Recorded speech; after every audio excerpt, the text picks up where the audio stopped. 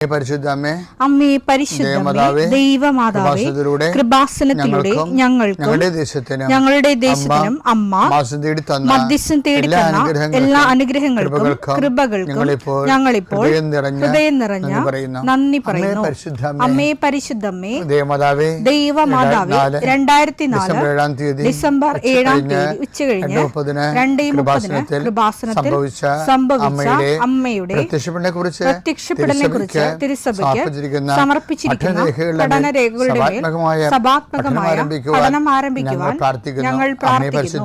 അമ്മേ പരിശുദ്ധമേ, ഭൂസ്വർലോകങ്ങളുടെ രാജ്ഞിയായ അങ്ങേയ്ക്ക് ഭൗമസംരക്ഷണത്തിനായി പ്രപഞ്ചപ്രകൃതിയെ തന്നെ തിരുസഭ പ്രതിഷ്ഠിക്കുവാൻ ഈ പ്രത്യക്ഷീകരണം വഴി ഇടയാക്കണമേ. പരിശുദ്ധമേ, ജപമാല മാതാവേ, സകല കൃപാസനം പ്രാർത്ഥനയോടും ചേർത്ത് ഞങ്ങളിപ്പോൾ പ്രാർത്ഥിക്കുന്ന ഈ കുടുംബത്തിന്റെ പ്രത്യേക നിയോഗം മക്കളെ.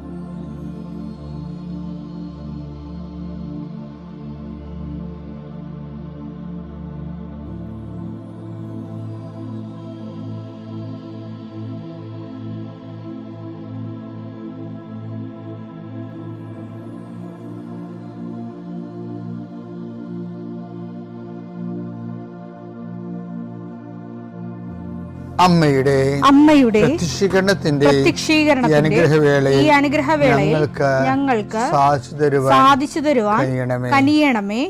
ആമേൻ. വിശ്വാസ പ്രമാണം. സർവശക്തനായ പിതാവും ആകാശത്തിന്റെയും ഭൂമിയുടെയും സൃഷ്ടാവുമായ ദൈവത്തിൽ ഞാൻ വിശ്വസിക്കുന്നു. അവിടുത്തെ ഏകപുത്രനും ഞങ്ങളുടെ കർത്താവുമായ ഈശോമിശിഹായിലും ഞാൻ വിശ്വസിക്കുന്നു. ഈ പുത്രൻ പരിശുദ്ധാത്മാവിനാൽ ഗർഭസ്ഥനായി കന്യകാമറിയത്തിൽ നിന്ന് പിറന്ന് പൊന്തിയോസ് പീലാത്തോസിന്റെ കാലത്ത് പീഡകൾ സഹിച്ച് കുരിശിൽ തറയ്ക്കപ്പെട്ട് മരിച്ച് അടക്കപ്പെട്ട് പാതാളങ്ങളിൽ ഇറങ്ങി മരിച്ചവരുടെ ഇടയിൽ നിന്ന് 3-ാം നാൾ ഉയർത്ത് സ്വർഗത്തിലേക്ക് എഴുന്നള്ളി സർവശക്തിയുള്ള പിതാവായ ദൈവത്തിന്റെ വലതുഭാഗത്തിരിക്കുന്നു. അവിടെ നിന്ന് ജീവിക്കുന്നവരെയും മരിച്ചവരെയും വിധിക്കുവാൻ വരുമെന്നും ഞാൻ വിശ്വസിക്കുന്നു. പരിശുദ്ധാത്മാവിലും ഞാൻ വിശ്വസിക്കുന്നു. വിശുദ്ധ കത്തോലിക്കാ സഭയിലും പുണ്യവാന്മാരുടെ ഐക്യത്തിലും പാപങ്ങളുടെ മോചനത്തിലും ശരീരത്തിന്റെ ഉയർപ്പിലും നിത്യമായ ജീവിതത്തിലും ഞാൻ വിശ്വസിക്കുന്നു. ആമേൻ. സുഖസ്ഥനായ ഞങ്ങളുടെ പിതാവേ, അങ്ങയുടെ നാമം പൂജിതമാകണമേ. അങ്ങയുടെ രാജ്യം വരണമേ. അങ്ങയുടെ തിരുമനസ് സ്വർഗത്തിലെ പോലെ ഭൂമിയിലും ആകണമേ. അന്നു വേണ്ടുന്ന ആഹാരം ഇന്ന് ഞങ്ങൾക്ക് തരണമേ. ഞങ്ങളോട് തെറ്റ് ചെയ്യുന്നവരോട് ഞങ്ങൾ ക്ഷമിക്കുന്നത് പോലെ ഞങ്ങളുടെ തെറ്റുകൾ ഞങ്ങളോടും ക്ഷമിക്കണമേ. ഞങ്ങളെ പ്രലോഭനത്തിൽ ഉൾപ്പെടുത്തരുതേ, തിന്മയിൽ ഞങ്ങൾ രക്ഷിക്കണമേ. ആമേൻ. നന്മ നിറഞ്ഞ മറിയമേ, സ്വസ്തി. കർത്താവ് അങ്ങയുടെ കൂടെ സ്ത്രീകളിൽ അങ്ങ് അനുഗ്രഹിക്കപ്പെട്ടവളാകുന്നു. അങ്ങയുടെ ഉദരത്തിൻ ഫലമായി ഈശോ അനുഗ്രഹിക്കപ്പെട്ടവനാകുന്നു. പരിശുദ്ധ മറിയമേ, തമ്പുരാന്റെ അമ്മേ, പാപികളായ ഞങ്ങൾക്ക് വേണ്ടി ഇപ്പോഴും ഞങ്ങളുടെ മരണസമയത്തും തമ്പുരാനോട് അപേക്ഷിക്കണമേ. ആമേൻ. കർത്താവേ, നിന്റെ ഉന്നതമായ നാമത്തിന് സ്തോത്രം ചെയ്യുന്നു. കർത്താവേ, നിന്റെ വിശുദ്ധ പൗരോഹിത്യത്തെ മഹത്വപ്പെടുത്തണമേ.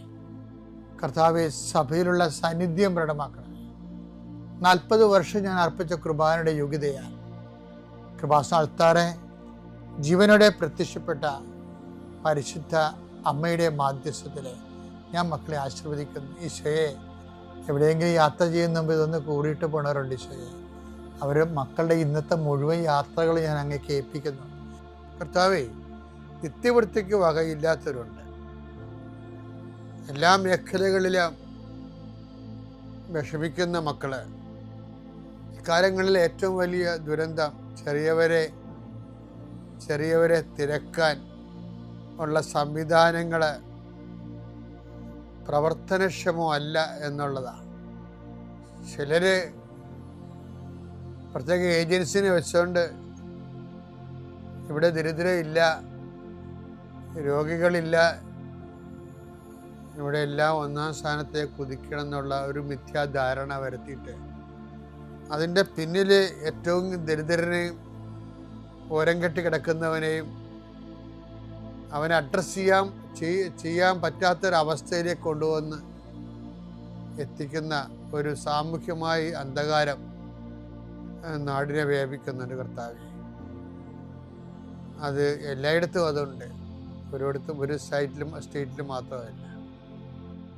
ഈ രാജ്യത്ത് തന്നെ ഇങ്ങനെയുള്ള കുറേ ഏജൻസികൾ ഇരുന്നുകൊണ്ട്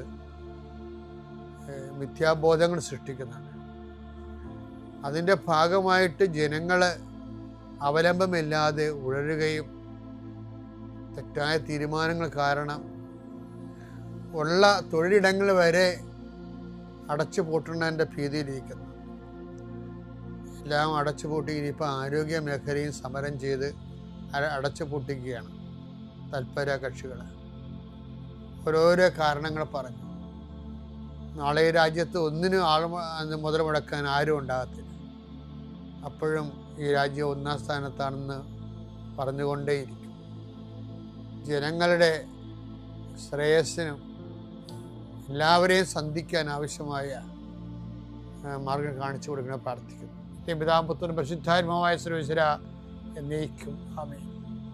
എൻ്റെ പ്രിയപ്പെട്ടവരെ, കർത്താവിൻ്റെ വചനത്തിലെ നമ്മളുടെ സ്റ്റാറ്റസ് എന്താണെന്ന് പറയുന്നുണ്ട്. പ്രവർത്തകരുടെ, പ്രേക്ഷിതരുടെ, നമ്മൾ ദൈവത്തിൻ്റെ നമ്മുടെ കൂടെ ദൈവം ചെയ്യുന്ന വേലയുടെ കൂടെയാണ് നമ്മൾ ചെയ്യുന്നത്. അതാണ് ബൈബിൾ പറയണത്, നമ്മൾ ദൈവത്തിൻ്റെ കൂട്ടുവേലക്കാരാണെന്ന്. ഇപ്പം നമ്മളുടെ തണ്ടിയായി നിൽക്കുന്നത് ദൈവമാണ്. 1 കൊരിന്ത്യർ 3:9 ഞങ്ങൾ ദൈവത്തിൻ്റെ കൂട്ടുവേലക്കാരാണ്. ഞങ്ങൾ ദൈവത്തിൻ്റെ കൂട്ടുവേലക്കാരാണ്. നിങ്ങളാകട്ടെ ദൈവത്തിൻ്റെ വയലും വീടും. പ്രേക്ഷിതനെന്ന് പറയുന്ന ആള് ബേസിക്കായിട്ട് ആരാണ്? ദൈവത്തിൻ്റെ കൂട്ടുവേലക്കാരെയാണ്. അപ്പം നമ്മുടെ പണിക്കൂട്ടുകാരൻ ആരാണ്? ദൈവമാണ്. അപ്പം ദൈവമാണ് പ്രവർത്തിക്കണത്.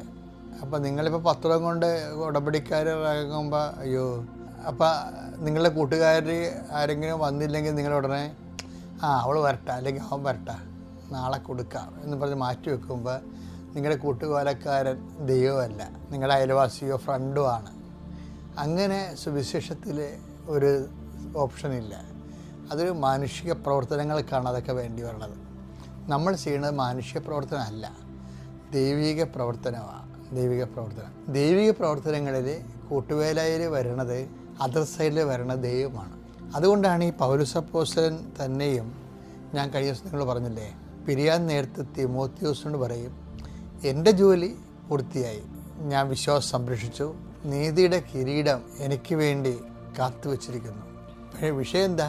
ഞാൻ പോകുന്നത് കാരണം നീ നിൻ്റെ ജോലി അയ്യോ കൂട്ടില്ലല്ലോ എന്ന് വിചാരിച്ചുകൊണ്ട് നീ അവസാനിപ്പിക്കരുത്. എനിക്ക് കൽപ്പിച്ചെടുത്ത് ഞാൻ നിൽക്കുമ്പോൾ നീ മുന്നോട്ട് പോകണം. ഒറ്റക്കാണെങ്കിലും നീ ജോലി ചെയ്യണം.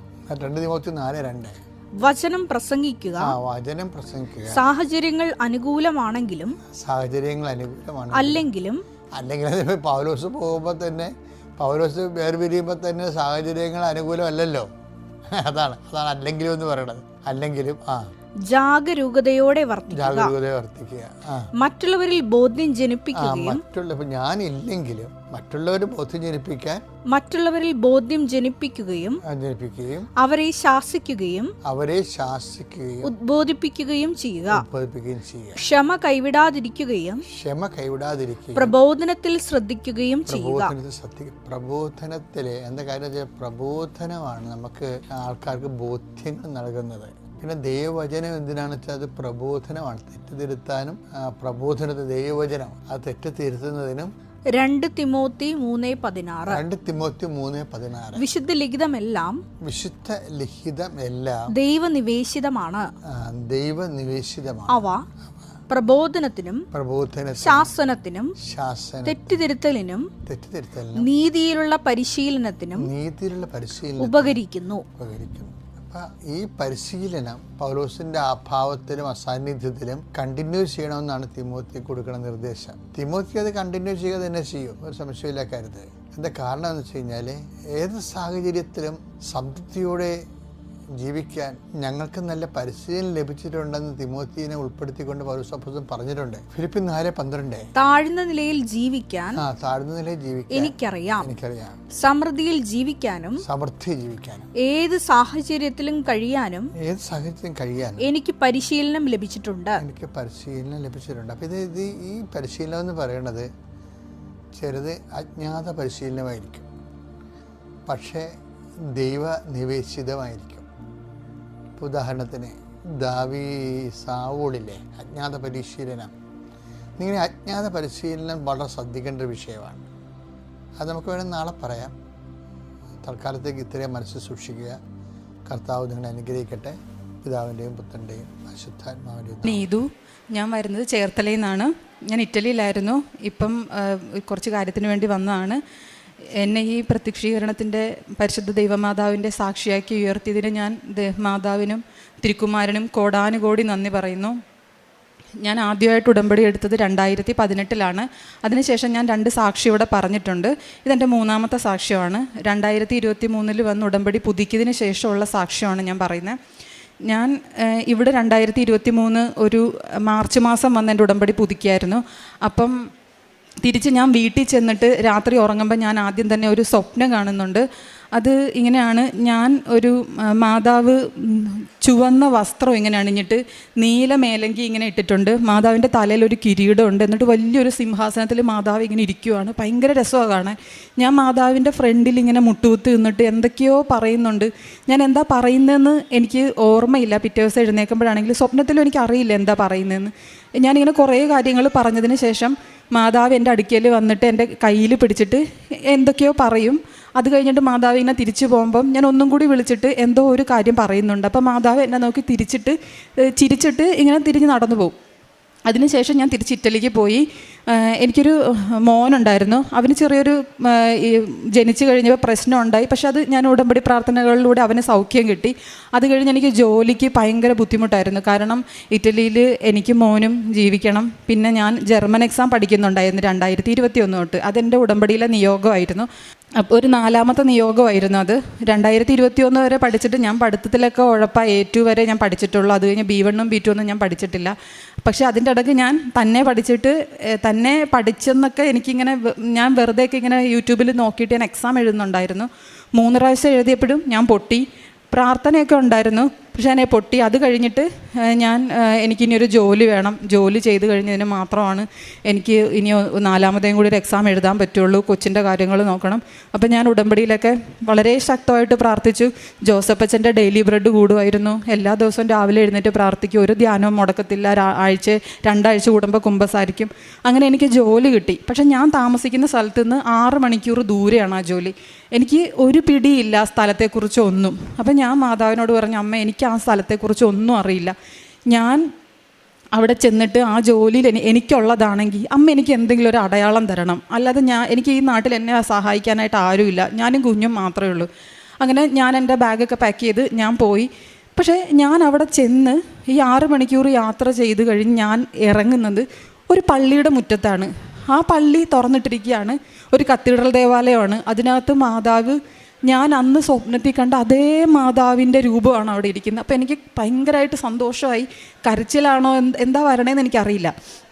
അതിനുശേഷം ഞാൻ ആ ജോലിക്ക് നിന്നു. എന്നിട്ട് എനിക്ക് സാലറി കിട്ടിയപ്പം 4ാമത് B2 എക്സാം എഴുതണമല്ലോ. അപ്പോൾ ഇതുവരെ ഒന്നും കിട്ടിയില്ല. അവിടെ ഇറ്റലിയിൽ നമുക്ക് ഇവിടുത്തെ പോലെ ഗോയിത്തെ അല്ല, മീൻസ് ടെൽക്ക് മാത്രമേ ഉള്ളൂ. അത് സ്പീക്കിങ് മാത്രം നമുക്ക് ഒരു പ്രാവശ്യം എഴുതിയെടുക്കാം. പിന്നെ ബാക്കി 3 മോഡ്യൂൾ ഒരുമിച്ച് കിട്ടണം. അല്ലാണ്ട് ഒരെണ്ണം കിട്ടി പിന്നെ 2 എണ്ണം എഴുതിയെടുക്കുക അങ്ങനെയുള്ള ഒന്നുമില്ല. എല്ലാം ഒരുമിച്ച് കിട്ടണം. അപ്പം ഞാൻ വിചാരിച്ചു B2 എഴുതാൻ എന്നെക്കൊണ്ട് നടക്കത്തില്ല. കാരണം ഞാനൊരു പൊട്ടി, എനിക്ക് എന്തായാലും ഒന്നും അറിയത്തില്ല. അപ്പോൾ B1 ഒന്ന് ട്രൈ ചെയ്ത് നോക്കാം. B2 ഇത്രയൊക്കെ എഴുതിയത് കൊണ്ട് എനിക്ക് B1 കിട്ടുമായിരിക്കും. പക്ഷെ അപ്പം ഞാൻ പ്രാർത്ഥനയിലൊക്കെ ജോലിയായി കിട്ടിക്കഴിഞ്ഞപ്പോൾ ചെറുതായിട്ടൊന്ന് ഉടമ്പടിയിലൊക്കെ ഉഴപ്പി. പഠിത്തം ഉഴപ്പായിരുന്നു. എന്നിട്ട് ഞാൻ B1 പോയി എഴുതി. റിസൾട്ട് വന്നപ്പം ഞാൻ ശരിക്കും B1 B2 നന്നായിട്ട് പൊട്ടി. അപ്പോൾ എനിക്ക് ഭയങ്കര സങ്കടമായി. മാതാവിനോടൊന്നും ചോദിക്കാനായിട്ടുള്ള യോഗ്യതയൊന്നുമില്ല. കാരണം ഉടമ്പടി അത്ര കൃത്യതയൊന്നും അല്ലായിരുന്നു.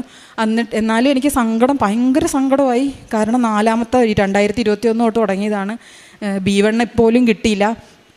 എന്ത് പറയും, ഞാൻ വീട്ടുകാരോടൊക്കെ എന്ത് പറയും എന്നൊക്കെ ഓർത്ത് മാതാവിൻ്റെ ഒരു ഗ്രോട്ടൊക്കെ ഉണ്ടായിരുന്നു. അപ്പോൾ അതൊക്കെ അവിടെ ഇരുന്ന് ഞാൻ ഇടിക്കാനായിട്ടൊക്കെ തുടങ്ങി. എന്ത് ചെയ്യും എന്നൊക്കെ ഓർത്തിട്ട് എനിക്ക് ഭയങ്കര സങ്കടമായി. പക്ഷെ അത് ചെയ്തു കഴിഞ്ഞപ്പം എനിക്ക് ഭയങ്കര കുറ്റബോധം, പ്രാർത്ഥിക്കാൻ പറ്റുന്നില്ല. അങ്ങനെ എനിക്ക് മനസ്സിൽ ഭയങ്കര ഒരു സങ്കടമായിട്ട് ഞാൻ ജോസപ്പച്ചൻ്റെ ഒരു ധ്യാനം വെച്ചപ്പോഴേ അത് തുറന്നപ്പോൾ ഞാൻ കേട്ടത് 1ഉം 2ഉം പ്രാവശ്യം ഉടമ്പടി പുതുക്കിയിട്ട് അത് ഉഴപ്പണവർ ദൈവത്തിൻ്റെ മുമ്പിൽ കംപ്ലീറ്റ് ഫ്രോഡാണ്. അപ്പോൾ എനിക്ക് മനസ്സിലായി, കർത്താവേ ഞാൻ ഫ്രോഡായിട്ട് ദൈവത്തിൻ്റെ മുമ്പിൽ മുദ്ര കുത്തിയിട്ടുണ്ട്. ഇനി ഞാൻ എങ്ങനെ പോയി പ്രാർത്ഥിക്കും, എന്തും പറഞ്ഞ് ഞാൻ പ്രാർത്ഥിക്കും എന്നൊക്കെ പറഞ്ഞ് കുറേ ദിവസം ഞാനിങ്ങനെ സങ്കടപ്പെട്ടു. പിന്നെ പോയി നല്ലൊരു കുമ്പസാരം നടത്തി. അത് കഴിഞ്ഞിട്ട് ഞാൻ മാതാവിൻ്റെ, ഞാനിപ്പോൾ ഇങ്ങനെ പറയുമെങ്കിലും അന്ന് ഞാൻ കടന്നുപോയിക്കൊണ്ടിരുന്നത് ഭയങ്കര ഒരു ബുദ്ധിമുട്ടിലൂടെ ആയിരുന്നു. ഞാൻ ഭയങ്കര ഒരു ദിവസം പള്ളിയിൽ പോയി കുർബാനയ്ക്ക് നിന്നിട്ട് ഏറ്റവും പുറകിൽ പോയിരുന്നു ഞാൻ ഭയങ്കരമായിട്ട് കരഞ്ഞു. ഒരു പട്ടി കരയണ പോലെ അവിടെ ഇരുന്ന് ഞാൻ കരഞ്ഞിട്ട് ഞാൻ പറഞ്ഞ, കർത്താവേ ഞാൻ ഫ്രോഡാണ്, ഞാൻ സമ്മതിച്ചു. പക്ഷേ ഞാൻ ഫ്രോഡാണെങ്കിൽ എനിക്ക് വേറെ ദൈവമൊന്നും ഇല്ലല്ലോ, ഞാൻ ആരോട് പോയി പറയും, എന്നെ ഒന്ന് സഹായിക്കണേ എന്നൊക്കെ പറഞ്ഞ് ഞാൻ അവിടെ ഇരുന്ന് കരഞ്ഞു കഴിഞ്ഞപ്പോൾ എനിക്ക് കുറച്ച് സമാധാനം കിട്ടി. ഞാൻ വീട്ടിൽ പോയിട്ടും ഞാൻ കരച്ചില്ല. എന്ത് ചെയ്താലും അതിനു മുമ്പ് ബൈബിൾ തുറന്നു നോക്കുന്ന ഒരു സ്വഭാവം എനിക്കുണ്ട്. അത് വിജയകുമാർ സാറിൻ്റെ പണ്ടത്തെ ധ്യാനത്തിൽ നിന്ന് എനിക്ക് കിട്ടിയതാണ്. അപ്പം ഞാൻ എന്ത് ചെയ്താലും ബൈബിൾ തുറന്നു നോക്കും. അപ്പോൾ എനിക്ക് പിന്നെ ബൈബിൾ തുറന്ന് നോക്കാൻ പേടിയായി. കാരണം ഞാൻ ഉടമ്പടി ഉഴപ്പി, ഞാൻ ഫ്രോഡാണ്. അപ്പോൾ എങ്ങനെ ഞാനിനി ബൈബിൾ തുറന്നു നോക്കും? മിക്കപ്പോഴും ശാസനയൊക്കെ കിട്ടാറുണ്ടെന്ന്. അപ്പോൾ അതൊക്കെ കിട്ടുമ്പോൾ എനിക്ക് പേടി, ഇനി അങ്ങനെ വല്ലതും കിട്ടിക്കഴിഞ്ഞാൽ എനിക്കിനി മുമ്പോട്ട് പോകാനായിട്ടൊരവസ്ഥ, ഒരു ധൈര്യമില്ല. ചിലപ്പോൾ എനിക്ക് ചില മനസ്സിലാകാത്ത വചനങ്ങളായിരിക്കും, അതാണെങ്കിലും എനിക്ക് സങ്കടം. അപ്പം ഞാനിനി ഒരിക്കലും ബൈബിൾ വായിക്കത്തില്ല എന്നും പറഞ്ഞ് ഞാൻ ഇങ്ങനെ ഇരിക്കുമ്പം എൻ്റെ മനസ്സിൽ ആരോ പറയുന്നുണ്ട്, ഇല്ല നീ ബൈബിൾ തുറന്ന് വായിക്ക്. പക്ഷെ ഞാൻ മനസ്സിൽ ഇല്ല എന്നെ കൊന്നാലും ഞാൻ വായിക്കത്തില്ല, എനിക്ക് പേടിയാണ് വായിക്കാൻ. എന്നിട്ട് ഞാനിങ്ങനെ മനസ്സിൽ വിചാരിക്കുക, പണ്ടെന്ന് ഞാനൊരു വെബ് സീരീസ് കാണുമായിരുന്നു, ഒരു ഗാർഡിയൻ ഏഞ്ചലിൻ്റെ.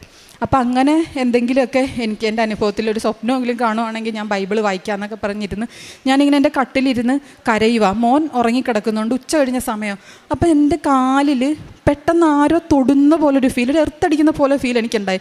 എന്നിട്ട് അപ്പം ഞാൻ നോക്കുമ്പോൾ ഒരു അദൃശ്യമായിട്ടുള്ളൊരു രൂപം, അത് ഞാൻ കരച്ചിലാണ് ഭയങ്കര, എനിക്ക് പേടിയൊന്നും തോന്നിയില്ല. ഇങ്ങനെ കരഞ്ഞുകൊണ്ട് ഞാൻ നോക്കുമ്പോൾ അവരെന്നോട് പറയുക, നീ ബൈബിൾ തുറന്ന് വായിക്കുക. അപ്പോൾ ഞാൻ പറഞ്ഞില്ല, നീ നിനക്ക് വേണ്ടി വായിക്കണ്ടേ, എനിക്ക് വേണ്ടി വായിക്കും, നീ 1 കൊറിന്തോസ് വചനം എടുത്ത് വായിക്കുക. അപ്പം ഞാൻ അതെടുത്ത് വായിച്ചപ്പോഴത്തേക്കും അതിനകത്ത് കണ്ടത്, ഉടമ്പടിയിൽ നമ്മൾ എന്തൊക്കെ പാപങ്ങൾ വെറുത്തുപേക്ഷിക്കണോ ആ വചനങ്ങൾ, വ്യഭിചാരം, അശുദ്ധി, ദുർവൃത്തി, വിഗ്രഹാരാധന, അങ്ങനെയുള്ള കുറേ കാര്യങ്ങൾ. പിന്നെ അത് ചെയ്തു കഴിഞ്ഞാൽ നിനക്ക് നിൻ്റെ ജീവിതത്തിൽ വരാൻ പോകുന്ന അനുഗ്രഹങ്ങളുടെ ഒരു കാര്യത്തിനെക്കുറിച്ച് അതിൽ പറഞ്ഞുകൊണ്ടിരുന്നത്. അപ്പം എനിക്ക് മനസ്സിലായി, ഓക്കെ ദൈവം എന്നെ സ്വീകരിച്ചു. അപ്പം തന്നെ ഞാൻ മുട്ടുകുത്തിന്ന് ദൈവത്തിൻ്റെ അടുത്ത് പ്രാർത്ഥിച്ച് ഞാൻ ഉടമ്പടിയിലായിരിക്കും എന്നൊക്കെ ദൈവത്തോട് വാഗ്ദാനം ചെയ്തിട്ട് ഞാൻ പിന്നെ ഒന്നും കൂടി ഞാൻ ബൈബിൾ എടുത്ത് വായിച്ചു. ഇനി ഇത് എൻ്റെ മനസ്സിൽ തോന്നിച്ചിട്ടാണ് ഞാൻ ഒന്നും കൂടി എടുത്ത് നോക്കട്ടെ എന്ന് പറഞ്ഞ് ഞാൻ നോക്കിയപ്പോൾ എനിക്ക് കിട്ടിയ വചനം പുറപ്പാട് 3-ാം അധ്യായം 6-ാം തിരുവചനമാണ്. അതിങ്ങനെ ആയിരുന്നു, ദൈവം ദൈവത്തിൻ്റെ മലയിൽ വെച്ചിട്ട് മോസസിനെ വിളിക്കുന്നുണ്ട്, മോസസ്. ദൈവം തൻ്റെ പേര് റിവീൽ ചെയ്യുന്നുണ്ട്, ഞാൻ അബ്രഹാത്തിൻ്റെയും ഇസഹാക്കിൻ്റെയും യാക്കോബിൻ്റെയും ദൈവമാണ്. അപ്പം അത് വായിച്ചതോടുകൂടി എനിക്ക് ഭയങ്കരമായിട്ടൊരു എനിക്കെന്തോ എൻ്റെ ശരീരം ഫുൾ എർത്തടിക്കുന്ന പോലെ ഒരു ഫീൽ ഉണ്ടായിട്ട് ഞാൻ വിചാരിച്ചു, ഇത് ആദ്യമായിട്ട് മോസസിനെ ദൈവം വിളിക്കുന്നതാണ്. ഇസ്രായേൽ ജനത്തിനെ ദൈവത്തിൻ്റെ ഉടമ്പടിയിലേക്ക് കൊണ്ടുവരാൻ വേണ്ടിയിട്ട് ദൈവം ആദ്യമായിട്ട് വിളിക്കുന്നത്. അപ്പം ഞാൻ എൻ്റെ ഉടമ്പടി ചെയ്യുന്നത് ദൈവമായിട്ടാണ്. എനിക്ക് ഇതൊക്കെ അറിയാമെന്നെങ്കിൽ അതൊരു ഇമാജിനേഷനിൽ മാത്രമായിരുന്നു, എനിക്കൊരു ബോധമില്ല. ഒരു ബോധമില്ലാത്ത ഒരാളെ പോലെ ഉടമ്പടിയിലായിരുന്നു ഞാൻ. അപ്പോൾ എനിക്ക് അന്ന് വന്നതോടുകൂടി എനിക്കൊരു ബോധം ഉണ്ടായി, ഞാൻ ദൈവമായിട്ടാണ് ഉടമ്പടി എടുത്തിരിക്കുന്നത്. ഇനി ഇത് ചെറിയ കാര്യമൊന്നുമല്ല, ഇനി ഞാനൊരു ചെറിയ ഒരു രീതി പോലും മാറ്റാൻ പാടില്ല. അന്നോട്ട് ഞാൻ പഴയ നിയമം വായിക്കാൻ തുടങ്ങി. അങ്ങനെ ഞാൻ വായിച്ച് ഒരു ദിവസം ജോസപ്പച്ചൻ്റെ ധ്യാനം കേട്ടപ്പോൾ ജോസപ്പച്ചൻ അതിനകത്ത് പറയുന്നുണ്ട്, നിൻ്റെ ലക്ഷ്യങ്ങൾക്ക് തമ്മിലുള്ള ദൂരം എന്ന് പറയുന്നത് നിൻ്റെ ദൈവത്തിനെ ദൈവമായി അംഗീകരിക്കുന്ന സമയം വരെ ഉള്ളൂ നിൻ്റെ ലക്ഷ്യങ്ങളും നീയുമായിട്ടുള്ള ദൂരം. അത് കേട്ടപ്പോൾ ഞാൻ പറഞ്ഞത് എനിക്ക് വേണ്ടിയിട്ടുള്ളതാണ്, ഇതെനിക്ക് വേണ്ടിയിട്ട് മാത്രമാണ് അച്ഛൻ ഇപ്പോൾ പറഞ്ഞത്. അല്ലെങ്കിൽ എൻ്റെ മനസ്സിലൊരു ചോദ്യമായിരുന്നു, ഇനി എൻ്റെ ലൈഫിൽ എന്താ പോരായ്മ. അപ്പോൾ ഇതെൻ്റെ പോരായ്മ, ഞാൻ ദൈവത്തിനെ അംഗീകരിച്ചിട്ടില്ല. അന്ന് തുടങ്ങി ദൈവത്തിനെ ദൈവമായി അംഗീകരിക്കാൻ വേണ്ടി ഞാൻ പ്രാർത്ഥിക്കാൻ തുടങ്ങി. അങ്ങനെ ഞാൻ പ്രാർത്ഥിച്ചു. അതിൻ്റെ കൂടെ തന്നെ എൻ്റെ B2 എക്സാമിന് വേണ്ടിയിട്ട് ഞാൻ ഡേറ്റ് എടുത്തു. ഞാൻ പ്രാർത്ഥിക്കുന്നുണ്ടായിരുന്നു. രാവിലെ 3 മണിക്കൊക്കെ എഴുന്നേറ്റ് നിന്ന് ബാൽക്കണിയിൽ ഇറങ്ങി നിന്ന് ഞാൻ ഇങ്ങനെ കൈവിരിച്ച് നിർത്തിയൊക്കെ പ്രാർത്ഥിക്കും. അങ്ങനെ പ്രാർത്ഥിച്ച് കുറച്ച് നാൾ കഴിഞ്ഞപ്പം എനിക്ക് പഠിച്ചിട്ടൊന്നും തലേ കയറുന്നില്ല. കാരണം B1 ഒന്നും ഞാൻ പഠിച്ചിട്ടില്ല, B2 ഞാൻ പഠിച്ചിട്ടില്ല, ഒരു ടച്ചും ഇല്ല. ഇങ്ങനെ ഒരാൾ ഞാൻ എങ്ങനെ മുമ്പോട്ട് പോയി ഇത് ലാസ്റ്റത്തെ എഴുത്ത, ഇനി ഞാൻ എഴുതൂല എന്നൊക്കെ പറഞ്ഞ് ഞാനിങ്ങനെ ഒരു ദിവസം ഇരുന്നിങ്ങനെ രാവിലെ 3 മണിക്ക് ഇങ്ങനെ പ്രാർത്ഥിച്ചുകൊണ്ടിരിക്കുമ്പോൾ ഞാൻ ഈ ഒരു പുസ്തകം ഞാൻ ബൈബിളിൽ വായിച്ചിട്ടില്ല, അതെൻ്റെ മനസ്സിലോട്ട് വരുവാണ്. 1 മക്കാബായർ 3:18-19 വചനങ്ങൾ നീ പോയി എടുത്ത് തുറന്നു വായിക്കുക. ഞാനതെടുത്ത് തുറന്നു വായിച്ചപ്പം ഇങ്ങനെയാണ് അതിനകത്ത് എഴുതിയിരിക്കുന്നത്: രക്ഷ നൽകാൻ ഉപയോഗിക്കുന്ന സൈന്യം ചെറുതോ വലുതോ എന്നത് ദൈവസന്നിധിയിൽ അപ്രധാനമാണ്. സൈന്യത്തിൻ്റെ വലിപ്പത്തെ ആശ്രയിച്ചല്ല യുദ്ധത്തിൻ്റെ വിജയം, ശക്തി ദൈവത്തിൽ നിന്നാണ് വരുന്നത്. അപ്പം പിന്നെ എനിക്ക് ഉറപ്പായി ഇനി എനിക്ക് ഒന്നുമില്ല, മാതാവ്, impossible things, not by merit but by grace. അപ്പം ഞാൻ എന്നോട് എൻ്റെ എല്ലാ തെറ്റുകളും ക്ഷമിക്കണമെന്നും പറഞ്ഞ് ഞാൻ പിന്നെ ഉടമ്പടിയിലായിരുന്നു എൻ്റെ ജീവിതം. ഞാൻ ഉടമ്പടിയിൽ അങ്ങ് ഇറങ്ങി ജീവിക്കുമായിരുന്നു. ഞാൻ പഠിച്ചു. അന്നത്തെ എൻ്റെ അവസ്ഥ ഭയങ്കര ഇതാണ് കേട്ടോ. ഫുഡൊക്കെ ഞാൻ ഭയങ്കര ഫാസ്റ്റിംഗ് ഒക്കെയാണ്, ഇപ്പോഴും അതെല്ലാം ആണ്. പക്ഷെ അന്ന് ഞാൻ വല്ലാത്തൊരവസ്ഥയിലൂടെയാണ് കടന്നു പോയിക്കൊണ്ടിരിക്കുന്നത്. ദൈവത്തിൻ്റെ ഒരു സാന്നിധ്യം എനിക്ക് തിരിച്ചറിയാൻ പറ്റുന്നുണ്ടായിരുന്നു. അങ്ങനെ ഞാൻ ഡേറ്റ് എടുത്തു. എൻ്റെ എക്സാം സെപ്റ്റംബർ 28, 2025 ഞാൻ എക്സാം എഴുതി. ഞാൻ തിരിച്ചു വന്നു. എനിക്ക് അനുഗ്രഹങ്ങളൊക്കെ ഒരുപാട് കിട്ടുന്നുണ്ടായിരുന്നു ആ സമയത്ത്. ഞാൻ ഇങ്ങനെ ഒരു ദിവസം തിരിച്ചു വന്നതിന് ശേഷം ഞാനിങ്ങനെ അതിനു മുമ്പ് ഞാൻ തിരിച്ച് 28-ാം തീയതി എക്സാം കഴിഞ്ഞ് ഒക്ടോബർ 1-ാം തീയതി ഞാൻ ജോലിയിൽ തിരിച്ചു കയറി. അന്ന് തന്നെ എൻ്റെ എംപ്ലോയർ എൻ്റെ അടുത്ത് വന്നിട്ട് പറയുകയാണ്, നിൻ്റെ ജോലിയിൽ ഇനി ഇവിടെ തുടരാൻ പറ്റത്തില്ല, നീ 3 ദിവസം അവധി എടുത്തു. ഇനി ഒക്ടോബർ 12-ാം തീയതി ജോസഫച്ചൻ്റെ ധ്യാനം റോമിൽ വരുന്നുണ്ട്, അപ്പോൾ അതിന് നീ അവധി ചോദിച്ചിട്ടുണ്ട്. അപ്പോൾ അത്രയും ദിവസം അവധി തരാനായിട്ട് ഞങ്ങൾക്ക് പറ്റത്തില്ല, അതുകൊണ്ട് നീ ഇവിടുന്ന് പൊയ്ക്കോ, ഞങ്ങളുടെ അമ്മേനെ വേറൊരു സ്ഥലത്തോട്ട് ട്രാൻസ്ഫർ ചെയ്യാൻ പോകണം. അപ്പം ഞാൻ വിചാരിച്ചു, അപ്പം എൻ്റെ ജോലി ഞാൻ എന്ത് ചെയ്യും? എനിക്കപ്പോൾ ഒരു ടെൻഷൻ ഉണ്ടായി. അപ്പം പിന്നെ എന്നിട്ട് ഞാൻ അയാളോടൊന്നും പറഞ്ഞില്ല. അയാൾ പറഞ്ഞത് ഞാൻ അക്സെപ്റ്റ് ചെയ്തു. എന്നിട്ട് ഞാൻ എനിക്ക് അറിയാവുന്നൊരു ഇറ്റാലിയൻ ഫാമിലിനെ വിളിച്ചിട്ട് ഞാൻ പറഞ്ഞു, എന്നോട് അവരിങ്ങനെയൊക്കെയാണ് പറയുന്നത്, എന്നോട് ഇന്ന് രാത്രി തന്നെ, ഒക്ടോബറാണ്, അവിടെ തണുപ്പൊക്കെ ഒക്ടോബറിൽ തുടങ്ങുന്നതല്ല, പക്ഷേ ആ മാസം ആ ഒക്ടോബർ ആയപ്പോൾ തന്നെ തണുപ്പൊക്കെ തുടങ്ങി. എൻ്റെ കയ്യിൽ തണുപ്പിൻ്റെ ഡ്രസ്സൊന്നുമില്ല, കുഞ്ഞിനുണ്ട്, ഞാൻ എങ്ങനെ തിരിച്ചു പോകും? അപ്പോൾ ആ ഇറ്റാലിയൻ ഫാമിലീസ് ഇങ്ങനെ പറഞ്ഞു, അയ്യോ അയാൾ എന്തൊരാളാണ്, ഞാൻ ആ മനുഷ്യനെ വിളിച്ച് ചോദിക്കട്ടെ. അയാളെക്കുറിച്ച് ഇങ്ങനെ പറയാൻ തുടങ്ങിയപ്പോൾ ഞാൻ പറഞ്ഞു, എൻ്റെ മനസ്സിലപ്പോൾ ഒരു ബൈബിൾ വചനം ഓർമ്മ വന്നു. അതായത് 2 സാമുവേൽ 19:10 അതിനകത്ത് ഇങ്ങനെ പറയുന്നത്, അബ്സലോമിനോടൊക്കെ ദാവീദ് യുദ്ധം ചെയ്തിട്ട് തിരിച്ച് അവർ ഒരു സ്ഥലത്ത് ഒരു മലയിൽ പോയിരിക്കുമ്പം ഷീമയി എന്ന് പറയുന്ന ഒരാൾ ദാവീദിനെ കുറ്റം പറയുന്നുണ്ട്. അപ്പോൾ ദാവീദിൻ്റെ അനുചരന്മാർ ഈ ഷീമയിനെ വധിക്കാനായിട്ട് ചെല്ലുമ്പോൾ ദാവീദ് അവരെ തടഞ്ഞിട്ട് പറയും, ദാവീദിനെ ശപിക്കുക എന്ന് ദൈവം അവനോട് അരുൾ ചെയ്തിട്ടാണ് അവനിത് ചെയ്യുന്നതെങ്കിൽ തടയാൻ നിങ്ങൾക്ക് എന്ത് കാര്യം എന്ന്. അപ്പോൾ എനിക്കത് വന്നപ്പോൾ ഞാൻ പറഞ്ഞു, അപ്പോൾ ആ വചനം എൻ്റെ മനസ്സിലോട്ട് വന്നപ്പോൾ എനിക്ക് മനസ്സിലായി, എന്നെ ഈ ജോലി എന്ന് പറഞ്ഞു വിടുന്ന ദൈവമാണ്. ദൈവം അനുവദിക്കാതെ അല്ലല്ലോ അയാൾ എന്നെ ഇവിടുന്ന് പറഞ്ഞു വിടുന്നത്. സോ എനിക്ക് കുഴപ്പമൊന്നുമില്ല, ഞാൻ പൊക്കോളാം, അയാളെ ഒന്നും പറയണ്ട, അയാളെ നമുക്ക് അനുഗ്രഹിക്കുക മാത്രം ചെയ്യാമെന്ന് പറഞ്ഞിട്ട് ഞാൻ രാത്രി 12 മണിക്കാണ് എനിക്ക് ടിക്കറ്റ്. ഞാൻ അവിടുന്ന് കയറി തിരിച്ച് എൻ്റെ സ്ഥലത്ത് വന്നു. പക്ഷേ എനിക്ക് അവിടെ അക്കോമഡേഷൻ ഇല്ല, വീടില്ല, ഒന്നുമില്ല. എൻ്റെ കയ്യിൽ 6 മാസമുള്ളൊരു കൊച്ചുണ്ട്, ഞാനുണ്ട്. ഞാനിങ്ങനെ ബസ് സ്റ്റോപ്പിൽ ഇറങ്ങിയിട്ട് അവിടെ ഇരിക്കുക തണുപ്പത്ത്. എനിക്ക് എന്ത് ചെയ്യണമെന്ന് ഒരു പിടിയില്ല. 1 മണിക്കൂർ തണുപ്പൊക്കെ കൊണ്ട് ഞാൻ നല്ലപോലെ തണുത്ത് മരച്ചവിടെ ഇരുന്നു. പക്ഷേ ഞാനൊന്നും ചോദിക്കാൻ പോയില്ല, ഞാൻ ഉടമ്പടി എടുത്തതാണോ എന്നൊന്നും ഞാൻ ചോദിച്ചില്ല. എനിക്കറിയായിരുന്നു ദൈവം എന്നെ സഹായിക്കുമെന്ന്. എന്നിട്ട് ഞാനൊരു ടീ ഷോപ്പിൽ കയറി കുറച്ച് നേരം അവിടെ ഇരുന്നു. അവിടെ ഇരുന്ന് കഴിഞ്ഞപ്പം ഒരു 9:45 ആയിട്ടും എനിക്ക് എങ്ങും അക്കോമഡേഷൻ ഒന്നും കിട്ടുന്നില്ല. അപ്പോൾ എനിക്ക് ടെൻഷനായി. അപ്പം ഞാൻ ആണെങ്കിൽ ഇങ്ങനെ പ്രാർത്ഥിക്കാൻ തുടങ്ങി, ദൈവമേ എന്നെ കൈവിടല്ലേ കേട്ടാ, ഞാൻ എന്ത് ചെയ്യും ഈ കുഞ്ഞിനെയും കൊണ്ട്? എന്നെ സഹായിക്കാൻ വേറെ ആരുമില്ല, എനിക്ക് നീ മാത്രമേ ഇവിടെ പറയാനായിട്ടുള്ളൂ, എന്തെങ്കിലും ഒന്ന് വേഗം ചെയ്യ് എന്ന് പറഞ്ഞിട്ട് ഞാനിങ്ങനെ ഇരിക്കുമ്പം എൻ്റെ ഫോണിലോട്ടൊരു കോള് വന്നു. ഒരു 9:40 ആയി, 10 മണി ആയിട്ടില്ല. ഒരു കോള് വന്നു. അതെൻ്റെ എംപ്ലോയറിൻ്റെ കോളാണ്. എന്നോട് പറഞ്ഞ്, അയ്യോ മരിയ എന്നോട് ക്ഷമിക്കണം, നീ തിരിച്ചു വാ, കാരണം അമ്മേനെ ട്രാൻസ്ഫർ ചെയ്ത ഹോസ്പിറ്റലിൽ അമ്മേനെ എടുക്കാനായിട്ട് അവിടെ പറ്റത്തില്ല, അവിടെ സ്ഥലമില്ല, അതുകൊണ്ട് ഇവിടെ വേറെ ആരുമില്ല, നീ തന്നെ തിരിച്ചു വാന്ന് പറഞ്ഞു.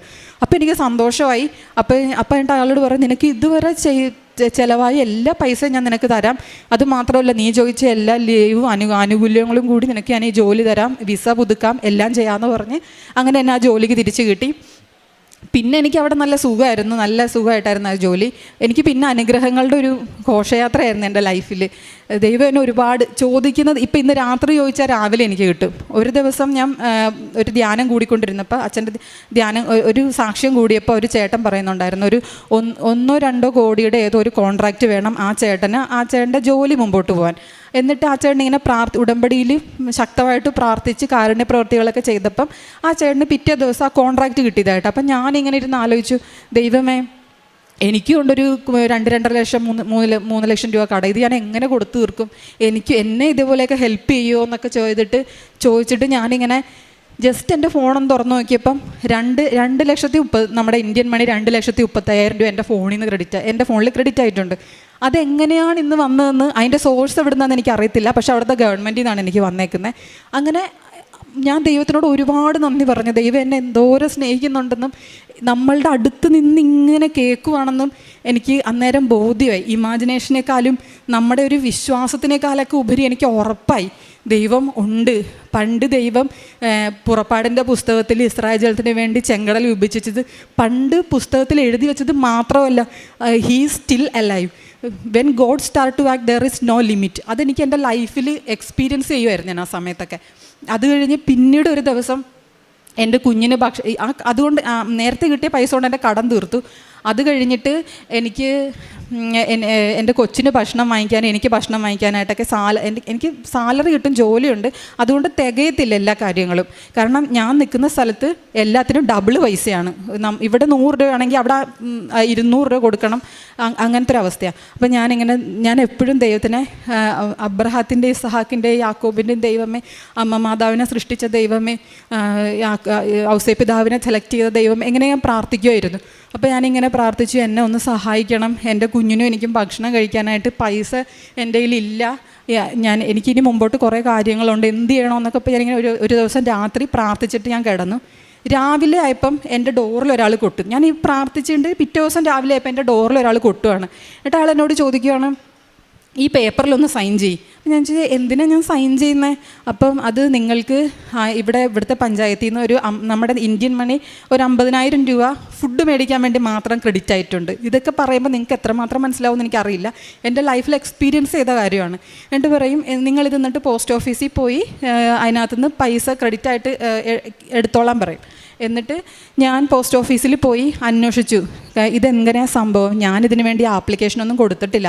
അപ്പോൾ എന്നോട് പോസ്റ്റ് ഓഫീസിൽ ഇരുന്ന വുമൺ പറഞ്ഞു, അയ്യോ ഇതിന് വേണ്ടിയിട്ട് നമ്മൾ 1 വർഷം മുമ്പെങ്കിലും ആപ്ലിക്കേഷൻ ചെയ്ത് കൊടുത്താലേ നമുക്കിത് കിട്ടുള്ളൂ, നിങ്ങളെങ്ങനെ എപ്പോൾ ചെയ്തേ? ഞാൻ പറഞ്ഞു, ഞാനിവിടെ വന്നിട്ടാകെ 4 മാസമേ ആയിട്ടുള്ളൂ, എനിക്കിവിടുത്തെ പഞ്ചായത്ത് എവിടെയാണെന്ന് പോലും അറിയത്തില്ല, ഞാനിത് ചെയ്തിട്ടില്ല. അതിൻ്റെ സോഴ്സ് അമ്മ മാതാവാണ് എനിക്കത് അങ്ങനെ ഒരു കാര്യം ചെയ്തു തന്നത്. എനിക്ക് വേണ്ടി ആരും ആപ്ലിക്കേഷൻ കൊടുത്തതെന്നൊന്നും എനിക്കറിയില്ല. എൻ്റെ ഉറപ്പ് മാതാവാണ് അവിടെ ചെന്ന് വേണ്ടി എനിക്ക് ആ ഉറപ്പ് കൊടുത്തേക്കുന്നത്. അങ്ങനെ 500 യൂറോയുടെ ഒരു കാർഡ് എനിക്ക് കിട്ടി. ഏത് സൂപ്പർ മാർക്കറ്റിൽ ചെന്നാലും ഏത് ഫുഡിൻ്റെ അവിടെ ചെന്ന് കഴിഞ്ഞാലും ആ കാർഡ് കൊണ്ട് നമുക്ക് ഇഷ്ടമുള്ള ഫുഡ് വാങ്ങിക്കാം. അങ്ങനെ എനിക്ക് 2 അനുഗ്രഹം പെട്ടെന്ന് എനിക്ക് കിട്ടിയത്.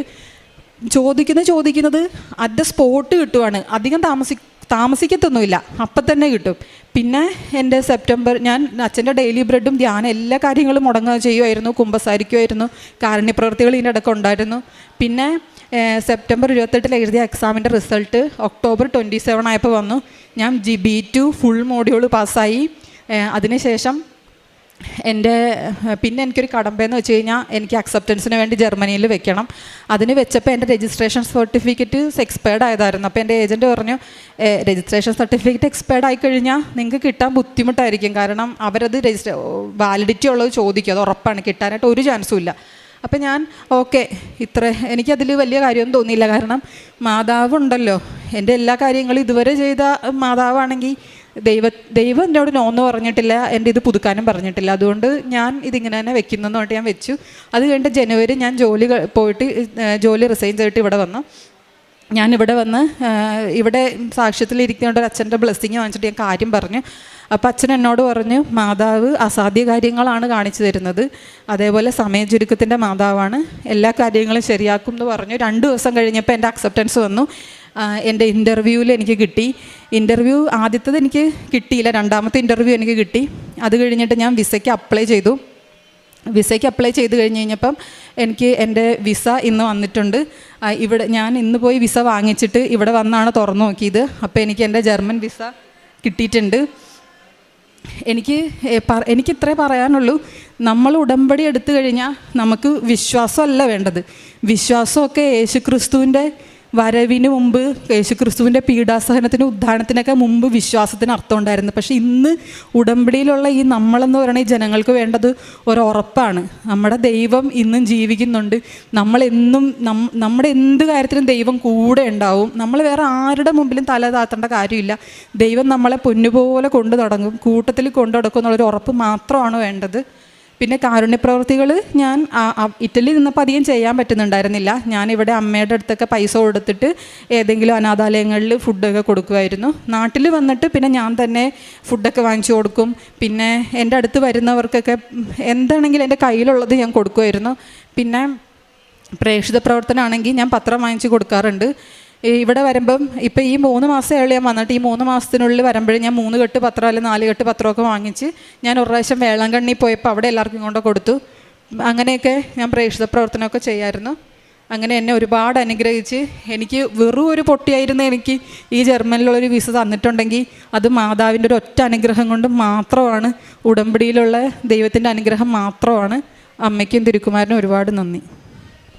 ജെറമിയ പ്രവാചകൻ്റെ പുസ്തകം 17-ാം അധ്യായം 7-8 തിരുവചനങ്ങൾ.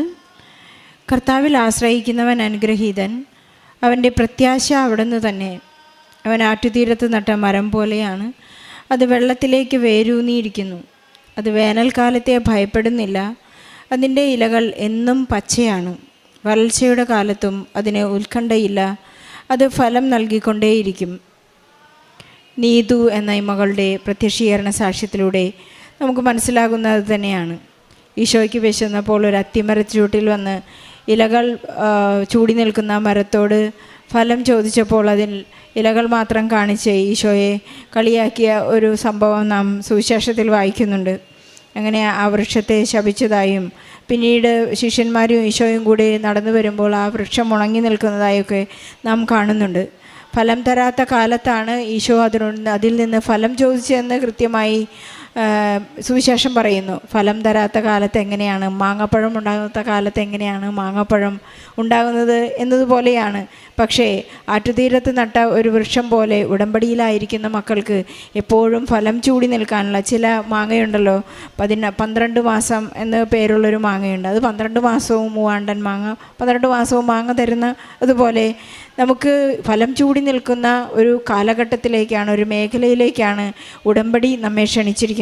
പരിശുദ്ധ അമ്മ നമ്മെ ഈശോയിലൂടെ അനുഗ്രഹിക്കുന്നത് ഈ ഉടമ്പടിയിലൂടെയാണ്. നീതുവിൻ്റെ ഈ സാക്ഷ്യത്തിലൂടെ നമുക്ക് മനസ്സിലാക്കുന്നത് വെറുമൊരു ജർമ്മൻ വിസ പ്രാപിക്കാനുള്ള തത്രപ്പാടല്ല. ഈ മകൾക്ക് ഉടമ്പടിയുടെ എല്ലാ എലമെൻറ്റും കടന്നുപോയിട്ടുണ്ട്. Not by merit but by ഗ്രേസിലൂടെ മകൾക്ക് കിട്ടിയിട്ടുള്ള അനുഗ്രഹങ്ങൾ, അതുപോലെ സമയച്ചുരുക്കം, കമ്മ്യൂണിക്കേഷൻ, ലൈറ്റ് വെയ്റ്റിംഗ് എല്ലാം, പരിശുദ്ധ അമ്മയുടെ സാമീപ്യം, പ്രത്യക്ഷം, സ്വപ്നദർശനം എല്ലാം ഈ മകൾക്ക് ഈ ഉടമ്പടി കാലത്ത് പരിശുദ്ധ അമ്മയുടെ മധ്യസ്ഥതയിൽ ഈശോ നൽകിയതായി നമുക്ക് കാണാനായിട്ട് സാധിക്കും. ഇതൊരു അഭിഷേകമാണ്, ഒരു ആത്മീയ അധികാരമാണ്. ഞാൻ ആഗ്രഹിക്കുമ്പോൾ, ഇന്ന് ഞാൻ ചോദിക്കുമ്പോൾ എനിക്ക് ഇന്ന് തന്നെ, അല്ലെങ്കിൽ രാവിലെ ചോദിക്കുമ്പോൾ ഉച്ചയ്ക്ക് ചോദിക്കുമ്പോൾ വൈകിട്ട് ചോദിക്കുമ്പോൾ പ്രഭാതത്തിൽ എനിക്ക് ഉത്തരം നൽകുന്ന ഒരു ദൈവം, 24 മണിക്കൂർ പോലും എടുക്കാത്ത ഈശോ കുരിശിൽ കിടന്നുകൊണ്ട് നല്ല കള്ളനോട് പറഞ്ഞത് തന്നെയാണ്, ഇന്ന് നീ എന്നോടുകൂടെ പർദീസയിലായിരിക്കും. ഒരു സമയവും എടുക്കുന്നില്ല അതിനു വേണ്ടി. സക്കേവൂസിനോട് പറഞ്ഞു, ഇന്ന് ഈ ഭവനത്തിന് രക്ഷ കൈവന്നിരിക്കുന്നു. ഈ എക്സാം എത്ര തന്നെ പൊട്ടിപ്പോയാലും ഈ മകൾ പറയുന്നു, എനിക്ക് ഭയമില്ല, കാരണം പരിശുദ്ധ അമ്മ എൻ്റെ കൂടെയുണ്ട്. വചനത്തിലൂടെ പരിശുദ്ധ അമ്മ വചനം തുറന്നു വായിക്കാനുള്ള കൃപ, അത് കൃത്യമായി തനിക്കുള്ള സന്ദേശമാണെന്നും എത്ര തന്നെ ഞാൻ പ്രയോറിറ്റി കൊടുക്കുന്നുണ്ട്. എനിക്ക് ഉടമ്പടി ധ്യാനം കൂടേണ്ട സമയമാണ്, അതിനൊരു കോംപ്രമൈസ് ഇല്ല.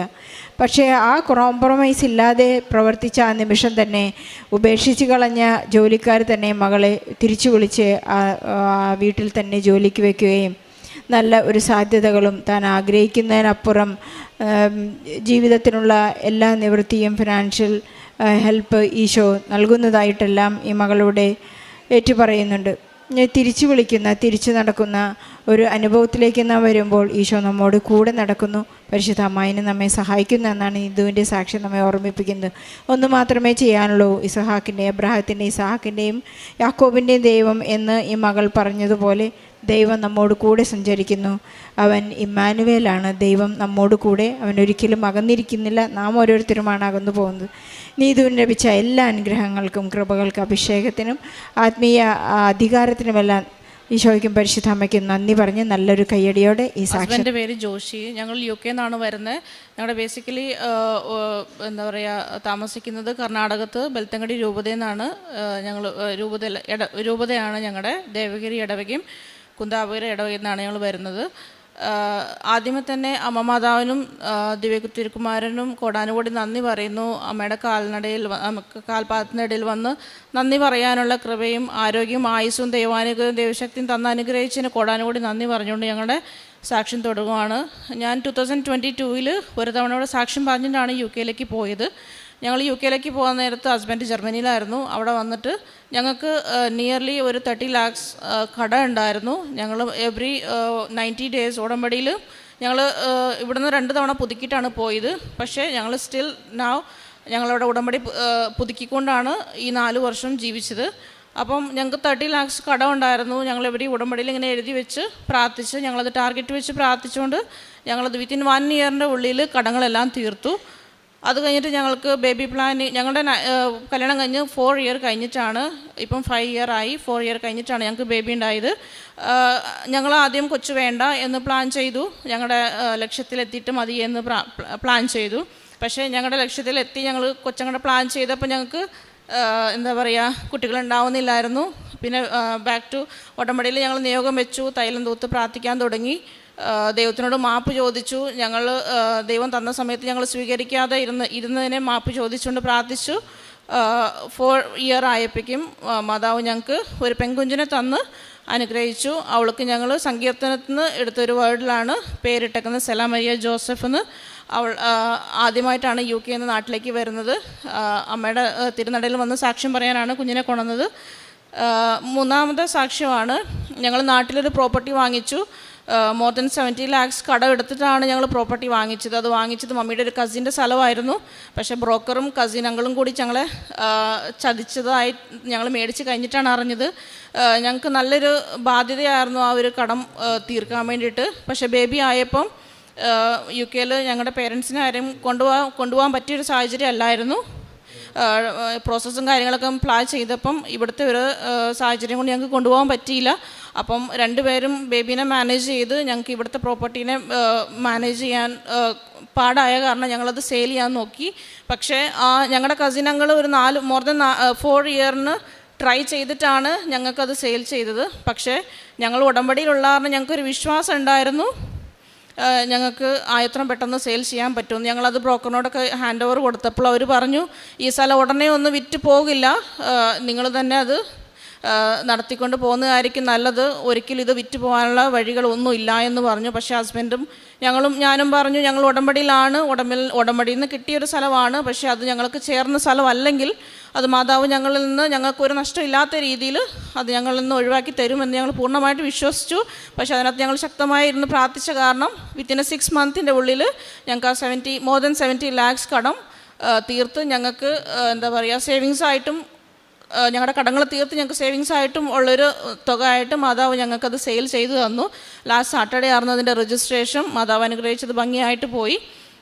പിന്നെ ഒരു കാര്യം കൊണ്ട് പറയാൻ മറന്നുപോയി, കൊച്ചിൻ്റെ പ്ലാൻ ചെയ്യാൻ നേരത്തെ ഞങ്ങളുടെ പേരൻസും എൻ്റെ സിസ്റ്ററൊക്കെ പറഞ്ഞു, ഇത്രയും വർഷമായിട്ട് കൊച്ചുണ്ടായില്ലല്ലോ, ഹോസ്പിറ്റലിൽ എവിടെയെങ്കിലും കാണിക്കാൻ പറഞ്ഞു. ഞങ്ങൾ അവരുടെ ഒരു നിർബന്ധത്താൽ ഞാൻ ഹോസ്പിറ്റലിൽ കാണിച്ചു. ഞാൻ നാട്ടിൽ 2024 വന്നപ്പോൾ ഞാൻ നാട്ടിൽ വന്ന് ഡോക്ടറിനെ കണ്ട് ഡോക്ടറിൻ്റെ അടുത്ത് ഒരു more than 6,000 ടാബ്ലറ്റ് ഞാൻ 3 months വാങ്ങിച്ചിട്ട് പോയി കൊച്ചിൻ്റെ ആവാൻ വേണ്ടിയിട്ട്. ഡോക്ടർ ഞാനത് ട്രൈ ചെയ്യാൻ പറഞ്ഞു. പക്ഷേ ഹസ്ബൻഡ് ഒട്ടും സാറ്റിസ്ഫൈഡ് അല്ലായിരുന്നു. ഞാൻ UK ചെന്ന് ഹസ്ബൻഡ് പറഞ്ഞു, നമുക്ക് ഈ ടാബ്ലറ്റ് കഴിച്ചിട്ടുള്ള കൊച്ചു വേണ്ട, നമ്മൾ ഉടമ്പടിയിലുള്ള സ്ഥിതിക്ക് നമുക്ക് ദൈവം തന്ന ഒരു കുഞ്ഞാണെങ്കിൽ മതി, മെഡിസിൻ കഴിച്ചിട്ടുള്ള കുഞ്ഞ് വേണ്ട എന്ന് പറഞ്ഞു. പക്ഷേ ആ ടാബ്ലറ്റ് ഒന്നും ഞാൻ കഴിച്ചില്ല. ആ ടാബ്ലറ്റിനാണ് ഞാനൊരു പ്രൂഫിനായിട്ട് ഇവിടെ കൊണ്ടുവന്നത്. എന്താ പറയുക, വിത്തൗട്ട് ട്രീറ്റ്മെൻറ്റ്, വിത്തൗട്ട് മെഡിക്കേഷനാണ് എനിക്ക് ബേബി ഉണ്ടായത്. ഉടമ്പടിയിൽ ഉള്ള കാരണം, ഉടമ്പടിയിലെ പ്രാർത്ഥനയോട് കിട്ടിയൊരു ബേബിയാണിത്. മൂന്നാമത്തെ നിയോഗമാണ് ഞങ്ങളുടെ രണ്ടുപേരുടെ UK ഡ്രൈവിംഗ് ലൈസൻസ്. ഹസ്ബൻഡ് ഒറ്റ അറ്റംപ്റ്റിൽ പാസ്സായി. പക്ഷേ ഞാൻ കുറച്ച് എല്ലാം ഓക്കെയാണ്, പക്ഷേ ഞാൻ എക്സാമിൻ്റെ സമയത്ത് ഭയങ്കര നെർവസ് അതുകൊണ്ട് സില്ലി മിസ്റ്റേക്സിലൊക്കെ ഞാൻ ഫെയിൽ ആവുമായിരുന്നു. പക്ഷേ ലാസ്റ്റ് മാതാവിൻ്റെ ഉടമ്പടിയിൽ ഞങ്ങൾ ശക്തമായി നിന്ന് പ്രാർത്ഥിച്ചു. എൻ്റെ 4th അറ്റംപ്റ്റിൽ ഞാൻ പാസ്സായി. രണ്ടുപേർക്കും UK ഡ്രൈവിംഗ് ലൈസൻസ് കിട്ടി. നാലാമത്തത് ഞങ്ങളുടെ ബേബി, അതായത് അവിടെ ഒന്ന് കുഞ്ഞ് വീണിട്ടുണ്ടെങ്കിൽ ഭയങ്കര ഇഷ്യൂസാണ്. പക്ഷേ ഞങ്ങൾ രണ്ടുപേരും അത്യാവശ്യം നന്നായിട്ട് മാനേജ് ചെയ്യുമായിരുന്നു. പക്ഷേ ഞങ്ങളുടെ അറിവില്ലാണ്ട്, ഞങ്ങളുടെ നോട്ടക്കുറവ് കൊണ്ടായിരിക്കാം ബേബി 3-4 തവണ വീണ് എന്താ പറയുക, അത് മേജർ ഇഞ്ചുറിയിലേക്ക് പോകുന്ന രീതിയിലുള്ള വീഴ്ചകളൊക്കെ ആയിരുന്നു. പക്ഷേ ദൈവാനുഗ്രഹം കൊണ്ട് ഒരു പോറലോ, പക്ഷെ അപ്പം തന്നെ ഞങ്ങൾ തൈലം എടുത്ത് തൂക്കുമായിരുന്നു. ബേബി വീണ ഉടനെ ഇഞ്ചുറി ആയോ, എവിടെ എന്തെങ്കിലും പ്രോബ്ലം ഉണ്ടോ ഞങ്ങൾ നോക്കില്ല. ഇമ്മീഡിയറ്റ് ഞങ്ങൾ തൈലം തൂത്തിട്ടായിരുന്നു അവളെ ഫുൾ ചെക്ക് ചെയ്തുകൊണ്ട് മോണിറ്റർ ചെയ്തുകൊണ്ടിരുന്നത്. പക്ഷെ 4 തവണ വീണപ്പോഴും ഒരു ചെറിയൊരു മാർക്ക് പോലും ഇല്ലാത്ത രീതിയിലാണ് അവൾ താഴേക്ക് വീണത്. ഒരു വർഷത്തെ വീഴ്ച 4ാമത്തെ മാസത്തിലായിരുന്നു വീണേ. ഞങ്ങൾ രണ്ടുപേരും റൂമിലില്ലായിരുന്നു. അവൾ തന്നെ ഉരുണ്ട് വീഴുക ചെയ്ത്. പക്ഷേ ദൈവാനുഗ്രഹം കൊണ്ട് ഇതുവരെയായിട്ടും ഒരു കുഴപ്പങ്ങളും പറ്റിയിട്ടില്ല. 5ാമത്തെ നിയോഗമാണ് ആക്ച്വലി എനിക്ക് ഡെലിവറി കഴിഞ്ഞിട്ട് 3ാമത്തെ മാസത്തിൽ എൻ്റെ ബ്രസ്റ്റിൽ 2 നെല്ലിക്ക രീതിയിലുള്ളൊരു മുഴ ഉണ്ടായിരുന്നു. ഞങ്ങൾ ഇമ്മീഡിയറ്റ് ഞങ്ങളവിടെ NHSനെ കോൺടാക്ട് ചെയ്തു. അവർ ഡോക്ടറിനെ കണ്ടു. ഡോക്ടർ ടച്ച് ചെയ്തപ്പം പറഞ്ഞു എന്താ പറയുക, മിൽക്ക് പ്രൊഡ്യൂസ് ചെയ്യുന്ന വെസൽസ് ബ്ലോക്ക് ആയതാ എന്ന് പറഞ്ഞു. പക്ഷെ അവർ പറഞ്ഞു ജസ്റ്റ് ഇങ്ങനെ അവർ ബേസിക്കുള്ള ട്രീറ്റ്മെൻറ്റ് പറഞ്ഞു. പക്ഷേ 2 ആഴ്ചയായി, 2.5 ആഴ്ചയുടെ അടുത്തായി അത് ക്യൂർ ആവുന്നില്ലായിരുന്നു. പക്ഷെ ഞങ്ങൾ എന്താ പറയുക, ഞങ്ങൾക്ക് ഡെലിവറി മാനേജ് ചെയ്യാൻ പറ്റുമെന്ന് വിചാരിച്ചുകൊണ്ട് ഞാനും ഹസ്ബൻഡും എന്താ പറയുക, ആ ഒരു വലിയൊരു കാര്യം ഞങ്ങൾ രണ്ടുപേർക്ക് ഹാൻഡിൽ ചെയ്യാൻ പറ്റുമെന്നാണ് തീരുമാനിച്ച് വിത്തൗട്ട് ആരുടെയും സപ്പോർട്ടില്ലാണ്ട് ചെയ്യാൻ പ്ലാൻ ചെയ്തത്. പക്ഷേ ഡെലിവറി കഴിഞ്ഞിട്ട് അത് പ്രാക്ടിക്കൽ അല്ലാന്ന് ഞങ്ങൾ അറിഞ്ഞു. പക്ഷേ പല കാര്യങ്ങളും ഞങ്ങൾക്ക് അറിയാതെ പോയ കാരണം ഭയങ്കര ഒരു ഡിഫിക്കൽട്ട് സിറ്റുവേഷൻ ആയിരുന്നു ആ ഒരു 3-4 മന്ത്. പക്ഷേ അന്ന് ഞങ്ങൾ ലൈവായിട്ട് ധ്യാനം കൂടിയപ്പം അച്ഛൻ്റെ ബ്ലെസ്സിങ് പ്രെയർ ഉണ്ടല്ലോ ലാസ്റ്റ്, ആ ടൈമിൽ ഞങ്ങൾ തൈലം തൂത്ത് പ്രാർത്ഥിച്ചു. ധ്യാനം കഴിഞ്ഞ ഉടനെ ഞങ്ങൾ ചെക്ക് ചെയ്തു. ആ 2 മുഴയും ഞങ്ങളുടെ ബ്രസ്റ്റിൽ ഒരു ലെഫ്റ്റ് സൈഡ് ബ്രസ്റ്റിലായിരുന്നു. 2 മുഴയും ചെക്ക് ചെയ്തപ്പം അത് ക്ലിയറായി, കംപ്ലീറ്റായിട്ട് ഹീൽ ചെയ്ത് മാതാവ് തന്നു. 6ാമത്തെ നിയോഗമാണ് ഞാൻ വർക്ക് ചെയ്ത പ്ലേസിൽ എൻ്റെ ഒരു കൊലീഗ് UK അറിയാമല്ലോ, നമ്മളൊന്ന് കംപ്ലയിൻറ്റ് ചെയ്തിട്ടുണ്ടെങ്കിൽ നമ്മുടെ ജോലി പോകും. നമ്മൾ സ്പോൺസർഷിപ്പിലുള്ളപ്പോൾ നമ്മുടെ ഫാമിലിയും കൂടി നമ്മുടെ മേലെ ഡിപ്പെൻഡ് ആയിട്ടിരിക്കാൻ സമയത്ത് നമ്മൾ കംപ്ലീറ്റ് അവർ എന്താ പറയുക ടർമിനേഷൻ ചെയ്താൽ നമ്മൾ വീട്ടിൽ വന്നിരിക്കണം, അല്ലെങ്കിൽ നാട്ടിലേക്ക് വരണം. ആ ഒരു സിറ്റുവേഷനിൽ എൻ്റെ ഒരു ലൈഫ് പോലും നോക്കാണ്ട് എൻ്റെ പറ്റി അൺവാണ്ടഡ് കംപ്ലയിൻറ്റ് പോയി പറഞ്ഞു കഴിഞ്ഞിട്ട് ഞാൻ ഒരു എംപ്ലോയി എക്സ്പെക്റ്റ് ചെയ്യാത്ത തരത്തിലുള്ളൊരു ലെറ്റർ ഞാൻ റിസീവ് ചെയ്തു. ഞാൻ കംപ്ലീറ്റ് തകർന്നു പോയി എന്നുള്ളതാണ്. ഞാൻ ആ ലെറ്റർ പിടിച്ചിട്ട് ഹസ്ബൻഡ് അടുത്തേക്ക് വന്നു. എന്താ എക്സ്പെക്റ്റ് ചെയ്യണമെന്നറിയില്ല, മുന്നിലൊരു വഴിയില്ല, നല്ല കടത്തിലുള്ള സമയമായിരുന്നു. എല്ലാം ആ ഒരു കൊലീഗിന് അറിയുന്നതാണ് ഞങ്ങളുടെ ഒരു ലൈഫ് പാറ്റേൺ.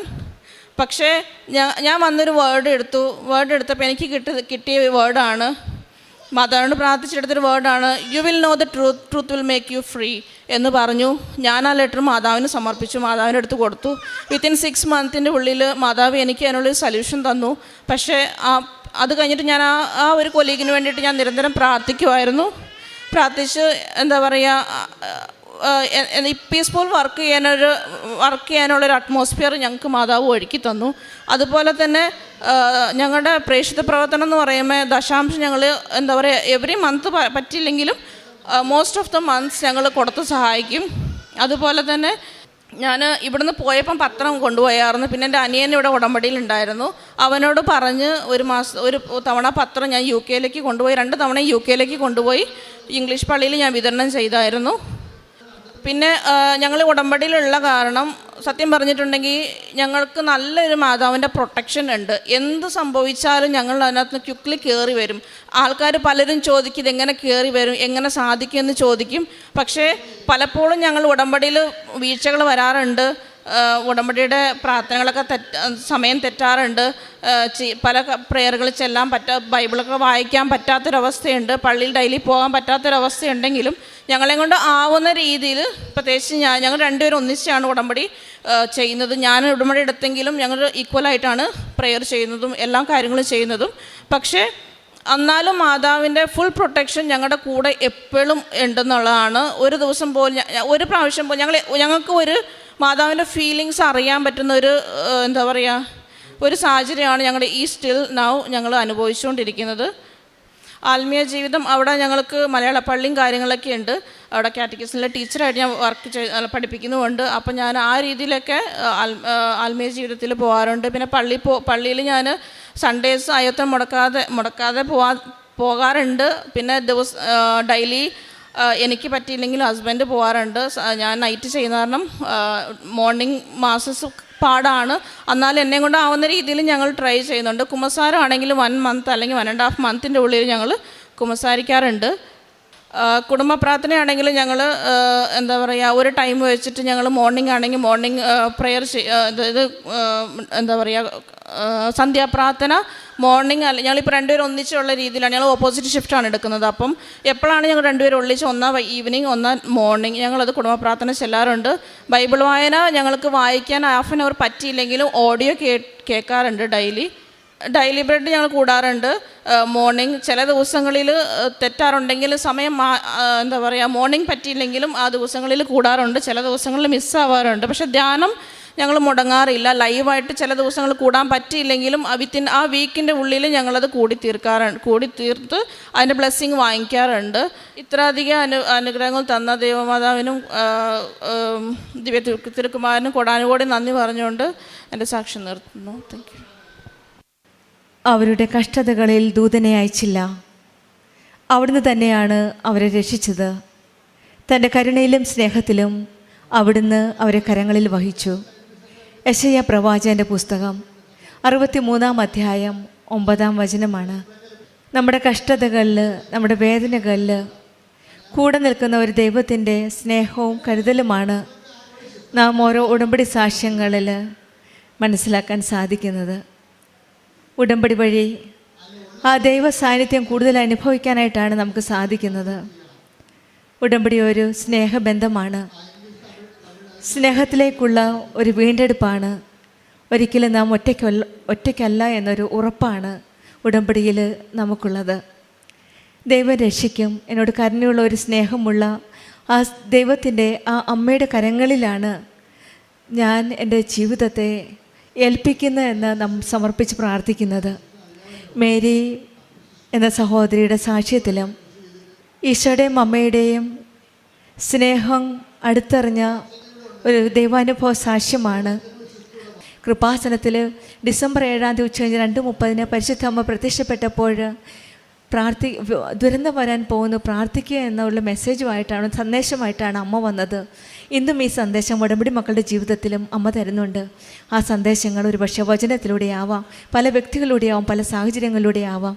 ആ വചനങ്ങൾ കേൾക്കുവാനും ശ്രദ്ധിക്കുവാനുമുള്ള കഴിവിനായി നമുക്കും പ്രാർത്ഥിക്കാം. ഈ മക്കളുടെ ജീവിതത്തിൽ ഈശോയുടെ വലിയ സംരക്ഷണമാണ്. കൂടെ നിൽക്കുന്ന ദൈവം, കഷ്ടപ്പാടിൻ്റെ നിമിഷങ്ങളിൽ കൈവിടാത്ത ഒരു ദൈവവും സംരക്ഷിക്കുന്ന ഒരമ്മയുമാണ് ഈ ഉടമ്പടി മക്കളുടെ ജീവിതത്തിൽ നാം കാണുന്നത്. നമ്മുടെ ജീവിതത്തിലും കഷ്ടതകളിൽ ദൂതനെ അയക്കുകയില്ല, പക്ഷെങ്കിൽ അവിടുന്ന് തന്നെയാണ് നമ്മെ നയിക്കുന്നതെന്ന് നമുക്ക് വിശ്വസിക്കാം. ദൈവത്തിൻ്റെ സാന്നിധ്യം, ദൈവത്തിൻ്റെ കൃപയാണ് നമ്മുടെ കൂടെയുള്ളത്. തൻ്റെ കരുണയിലും സ്നേഹത്തിലും അവിടുന്ന് അവരെ കരങ്ങളിൽ വഹിക്കുമ്പോൾ നമ്മുടെ ജീവിതത്തിലും നമ്മുടെ കഷ്ടതയിലും നമ്മുടെ ദുഃഖത്തിലുമെല്ലാം ആ കരുണയിലും സ്നേഹത്തിലും വഹിക്കുന്ന ആ സ്നേഹം അടുത്തറിയുവാനുള്ള കൃപയ്ക്കായി നമുക്ക് പ്രാർത്ഥിക്കാം.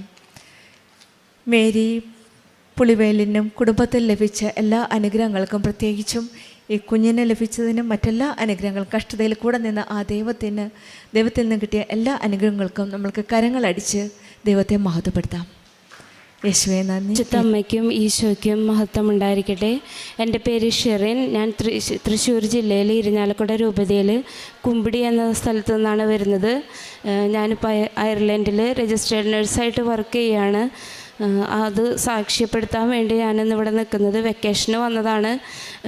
അപ്പോൾ ഈ സാക്ഷ്യം പറയാതെ പോയി കഴിഞ്ഞാൽ അത് ഒരു നന്ദികേടാന്ന് തോന്നി, അതുകൊണ്ട് വന്നതാണ്. ഞാനിവിടെ രണ്ടാമത്തെ സാക്ഷിയാണ് പറയുന്നത്.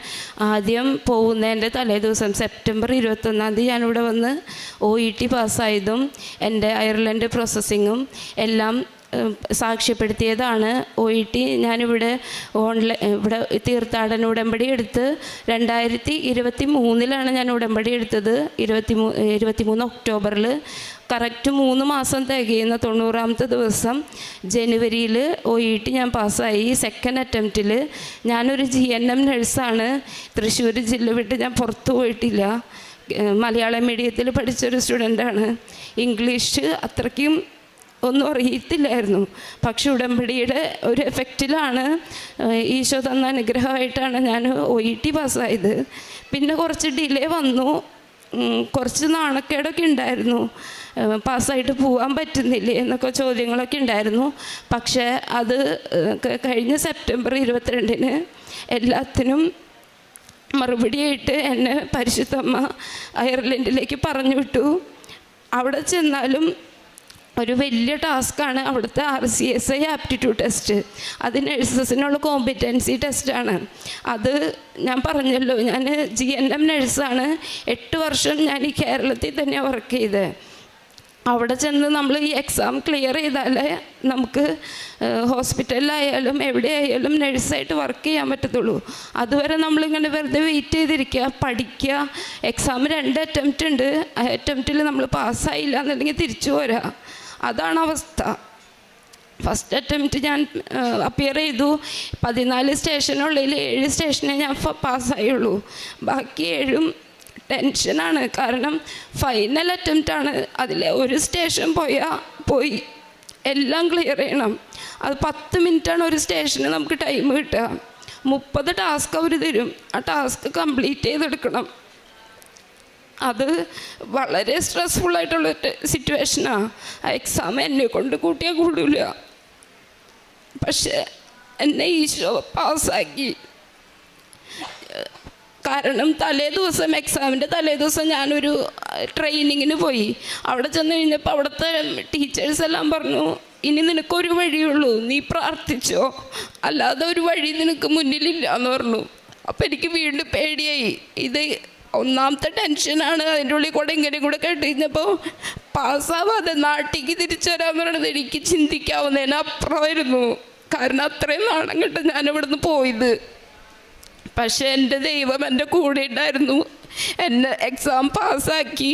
ഞാനിപ്പോൾ രജിസ്റ്റേർഡ് നേഴ്സായിട്ട് 6 മന്ത് പ്രൊബേഷനും കഴിഞ്ഞ് ഞാൻ വെക്കേഷന് വന്നതാണ്. ഇത്രയും വലിയൊരു അനുഗ്രഹം എനിക്ക് തന്നത് ഈശോയ്ക്കും പരിശുദ്ധ അമ്മയ്ക്കും കോടാനുകോടി നന്ദി. പിന്നെ ഈ എക്സാം പാസ്സായി. ഞങ്ങളന്ന് ആദ്യമായിട്ട് പുറത്തിറങ്ങി. അന്ന് വലിയ മഴവില്ല്, എൻ്റെ ജീവിതത്തിൽ ഞാൻ ആദ്യമായിട്ടാണ് മഴവില്ല് കാണുന്നത്. അതിനുള്ളൊരു ഭാഗ്യം എനിക്ക് കിട്ടി. പിന്നെ ഞാൻ ഇവിടുന്ന് പോയി കഴിഞ്ഞപ്പോൾ എനിക്കൊരാഗ്രഹം ഉണ്ടായിരുന്നു, എനിക്ക് താമസിക്കാൻ കിട്ടുന്ന വീടിൻ്റെ അടുത്ത് പള്ളി ഉണ്ടാവണമെന്ന്. എനിക്കിപ്പോൾ ഒരു പള്ളിയല്ല, 2 പള്ളിയുണ്ട്. വീടിൻ്റെ അവിടെ നിന്ന് 1.5 കിലോമീറ്റർ ദൂരത്തിൽ നടന്നു പോകാവുന്ന രീതിയിൽ ലെഫ്റ്റിലേക്ക് പോയാലും പള്ളിയാണ്, റൈറ്റിലേക്ക് പോയാലും പള്ളിയാണ്. ഡ്യൂട്ടിക്ക് എനിക്ക് നൈറ്റാണ് ഷിഫ്റ്റ്. നൈറ്റ് ആവുമ്പോൾ എനിക്ക് എല്ലാ ദിവസവും പള്ളിയിൽ പോവാം. എല്ലാ സൺഡേയും മലയാളം മാസ് ഉച്ചയ്ക്ക്. അപ്പോൾ അത്രയും സൗകര്യമായ ഒരു സ്ഥലത്ത് എനിക്ക് താമസം ഒരുക്കി തന്നു. നല്ലൊരു സ്ഥാപനത്തിൽ സിൽവർ ഗ്രേ കളർ പെയിൻ്റ് അടിച്ച സിൽവർ സ്ട്രീം എന്ന് പറഞ്ഞൊരു കമ്പനിയിലാണ് ഞാൻ വർക്ക് ചെയ്യുന്നത്. അതും പരിശുദ്ധ അമ്മയുടെ ഒരു ഇടപെടൽ തന്നെയാണ്. ഞാനത് ഇതിൽ എഴുതാൻ വിട്ടുപോയതാണ്. സിൽവർ സ്ട്രീം എന്ന സിൽവർ ഗ്രേ കളർ പെയിൻ്റ് അടിച്ച ഒരു കമ്പനിയിലാണ് ഞാൻ വർക്ക് ചെയ്യുന്നത്. ഒരു മലയുടെ ചുവട്ടിലത്. അത് അവിടെ എന്നും നമുക്ക് എന്ത് ടെൻഷൻ ഉണ്ടായാലും എന്ത് വിഷമം ഉണ്ടായാലും എപ്പോഴും നമുക്ക് മഴവില്ലായിട്ട് എൻ്റെ മുന്നിൽ പ്രത്യക്ഷപ്പെട്ട് നിൽക്കും. പിന്നെ എൻ്റെ വീട്ടിലായാലും മുല്ലപ്പൂവിൻ്റെ മണം എൻ്റെ അമ്മയ്ക്കായാലും കൊച്ചിനായാലും അവർക്കെല്ലാം അനുഭവിക്കാവുന്ന രീതിയിൽ മുല്ലപ്പൂവിൻ്റെ പ്രസൻസ് അനുഭവിക്കാൻ സാധിച്ചു. പിന്നെ ജോലിക്ക് 50 റെസിഡൻസ് ഉണ്ട് ഞങ്ങൾക്കൊരു ഫ്ലോറിൽ. 2 നഴ്സുമാരേ ഉള്ളൂ. കെയറർമാരാണ് നമുക്ക് താഴെ നിൽക്കുന്ന 8 പേര്. അത് അവിടുത്തെ നാട്ടുകാരാണ്. അവരെ നമ്മൾ കോർഡിനേറ്റ് ചെയ്ത് കൊണ്ട് നടക്കണം. അതൊന്നും നമ്മളെ കൊണ്ട് കൂട്ടിയാൽ കൂടില്ല. കാരണം നമ്മൾ ആ നാട്ടിൽ ചെന്ന് നമ്മൾ അവരുടെ അടുത്ത് കാര്യങ്ങൾ പറയാൻ ചെന്ന് അവർക്ക് ഇഷ്ടാവില്ല. പക്ഷേ എന്തിനായാലും എനിക്ക് പറ്റാവുന്ന രീതിയിൽ എൻ്റെ ഷിഫ്റ്റ്, ഞങ്ങൾ 2 പേരുള്ള ഷിഫ്റ്റ് കവർ ചെയ്ത് പ്രശ്നങ്ങളൊന്നുമില്ലാതെ കംപ്ലീറ്റ് ചെയ്തെടുക്കാനായിട്ട് ദൈവം സഹായിക്കുന്നുണ്ട്. അങ്ങോട്ടേക്ക് ഇങ്ങോട്ടേക്ക് തിരിയുമ്പോൾ നീ അത് ചെയ്തില്ലല്ലോ, നീ അത് ചെയ്യാൻ വിട്ടുപോയി, അതും കൂടെ കൊണ്ടുപോവുക, അതും കൂടെ ചെയ്യേ എന്ന് പറഞ്ഞ് കൂടെ ഒരാൾ നടന്ന് പറഞ്ഞു തന്ന് ഓരോ കാര്യങ്ങളും എന്നെ കൊണ്ട് ചെയ്യിക്കുന്നത്. പിന്നെ എന്ത് പ്രശ്നങ്ങളുണ്ടായാലും ആരോട് ഞാൻ റിയാക്ട് ചെയ്യാനൊന്നും പോകാറില്ല. കാരണം നമ്മൾ റിയാക്ട് ചെയ്ത് കഴിഞ്ഞാൽ നമുക്ക് അതിനുള്ള കപ്പാസിറ്റി നമുക്കില്ല. പിന്നെ വെറുതെ നമ്മൾ വായിട്ടലച്ചിട്ട് കാര്യമില്ലല്ലോ. അപ്പം നമ്മൾ തമ്പുരാന് വിട്ടുകൊടുക്കും. കാരണം അവർക്ക് അറിയില്ല, അവർക്ക് ഇങ്ങനെ ഉടമ്പടി എടുത്തൊന്നും ശീലമില്ല, അറിയില്ല. അപ്പം അവർക്ക് അറിയാൻ പാടില്ലാത്തതുകൊണ്ട് ചെയ്യണതല്ലേ ദൈവമേ എന്ന് കരുതി വിട്ടുകൊടുക്കും. അതുകൊണ്ടാണ് പിടിച്ചു നിൽക്കാൻ സാധിക്കുന്നത്. ദൈവം കൂടെയുണ്ട്, ഓരോ നിമിഷവും ഞാൻ അനുഭവിച്ചുകൊണ്ടിരിക്കുക. അപ്പോൾ എല്ലാത്തിനും ഈശോയ്ക്കും പരിശുദ്ധ അമ്മയ്ക്കും ഒരുപാട് നന്ദി. പ്രേക്ഷിത പ്രവർത്തനമായിട്ട് ഞാൻ ചെയ്യുന്നത്, എനിക്ക് കിട്ടുന്ന സാലറിയുടെ 10% ഞാൻ എല്ലാ മാസവും മാറ്റി വയ്ക്കുന്നുണ്ട്. എന്നെക്കൊണ്ട് പറ്റാവുന്ന രീതിയിൽ അറിയാവുന്നവർക്ക് ഞാൻ കൊടുക്കുന്നുണ്ട്. കയ്യിൽ വെച്ചുകൊണ്ടിരിക്കുന്നില്ല. ഞാൻ ആർക്കായാലും, ഞാൻ അറിയുന്ന ആൾക്കാർക്കായാലും അറിയാത്ത ആൾക്കാർക്കായാലും കൊടുത്ത് ആ പൈസയായിട്ടോ അല്ലെങ്കിൽ എന്തായിട്ടായാലും എൻ്റെ കയ്യിൽ ഞാൻ വെക്കില്ല. എൻ്റെ കയ്യിൽ അതിരിക്കുമ്പോൾ എനിക്കത് ഒരു വേദനയാണ്. കാരണം ഞാൻ മാറ്റി വെച്ചിട്ട് ഞാൻ എൻ്റെ ആവശ്യങ്ങൾക്ക് ഉപയോഗിക്കാമെന്ന് പറയണത് എനിക്ക് ചിന്തിക്കാവുന്നതിനപ്പുറം. പിന്നെ ഞാൻ അധികം പ്രാർത്ഥിക്കുന്ന ആളൊന്നും ആയിരുന്നില്ല. ഇപ്പോൾ ഒരു കൊന്ത പോലും ചെല്ലാത്തൊരു ദിവസം എനിക്കില്ല.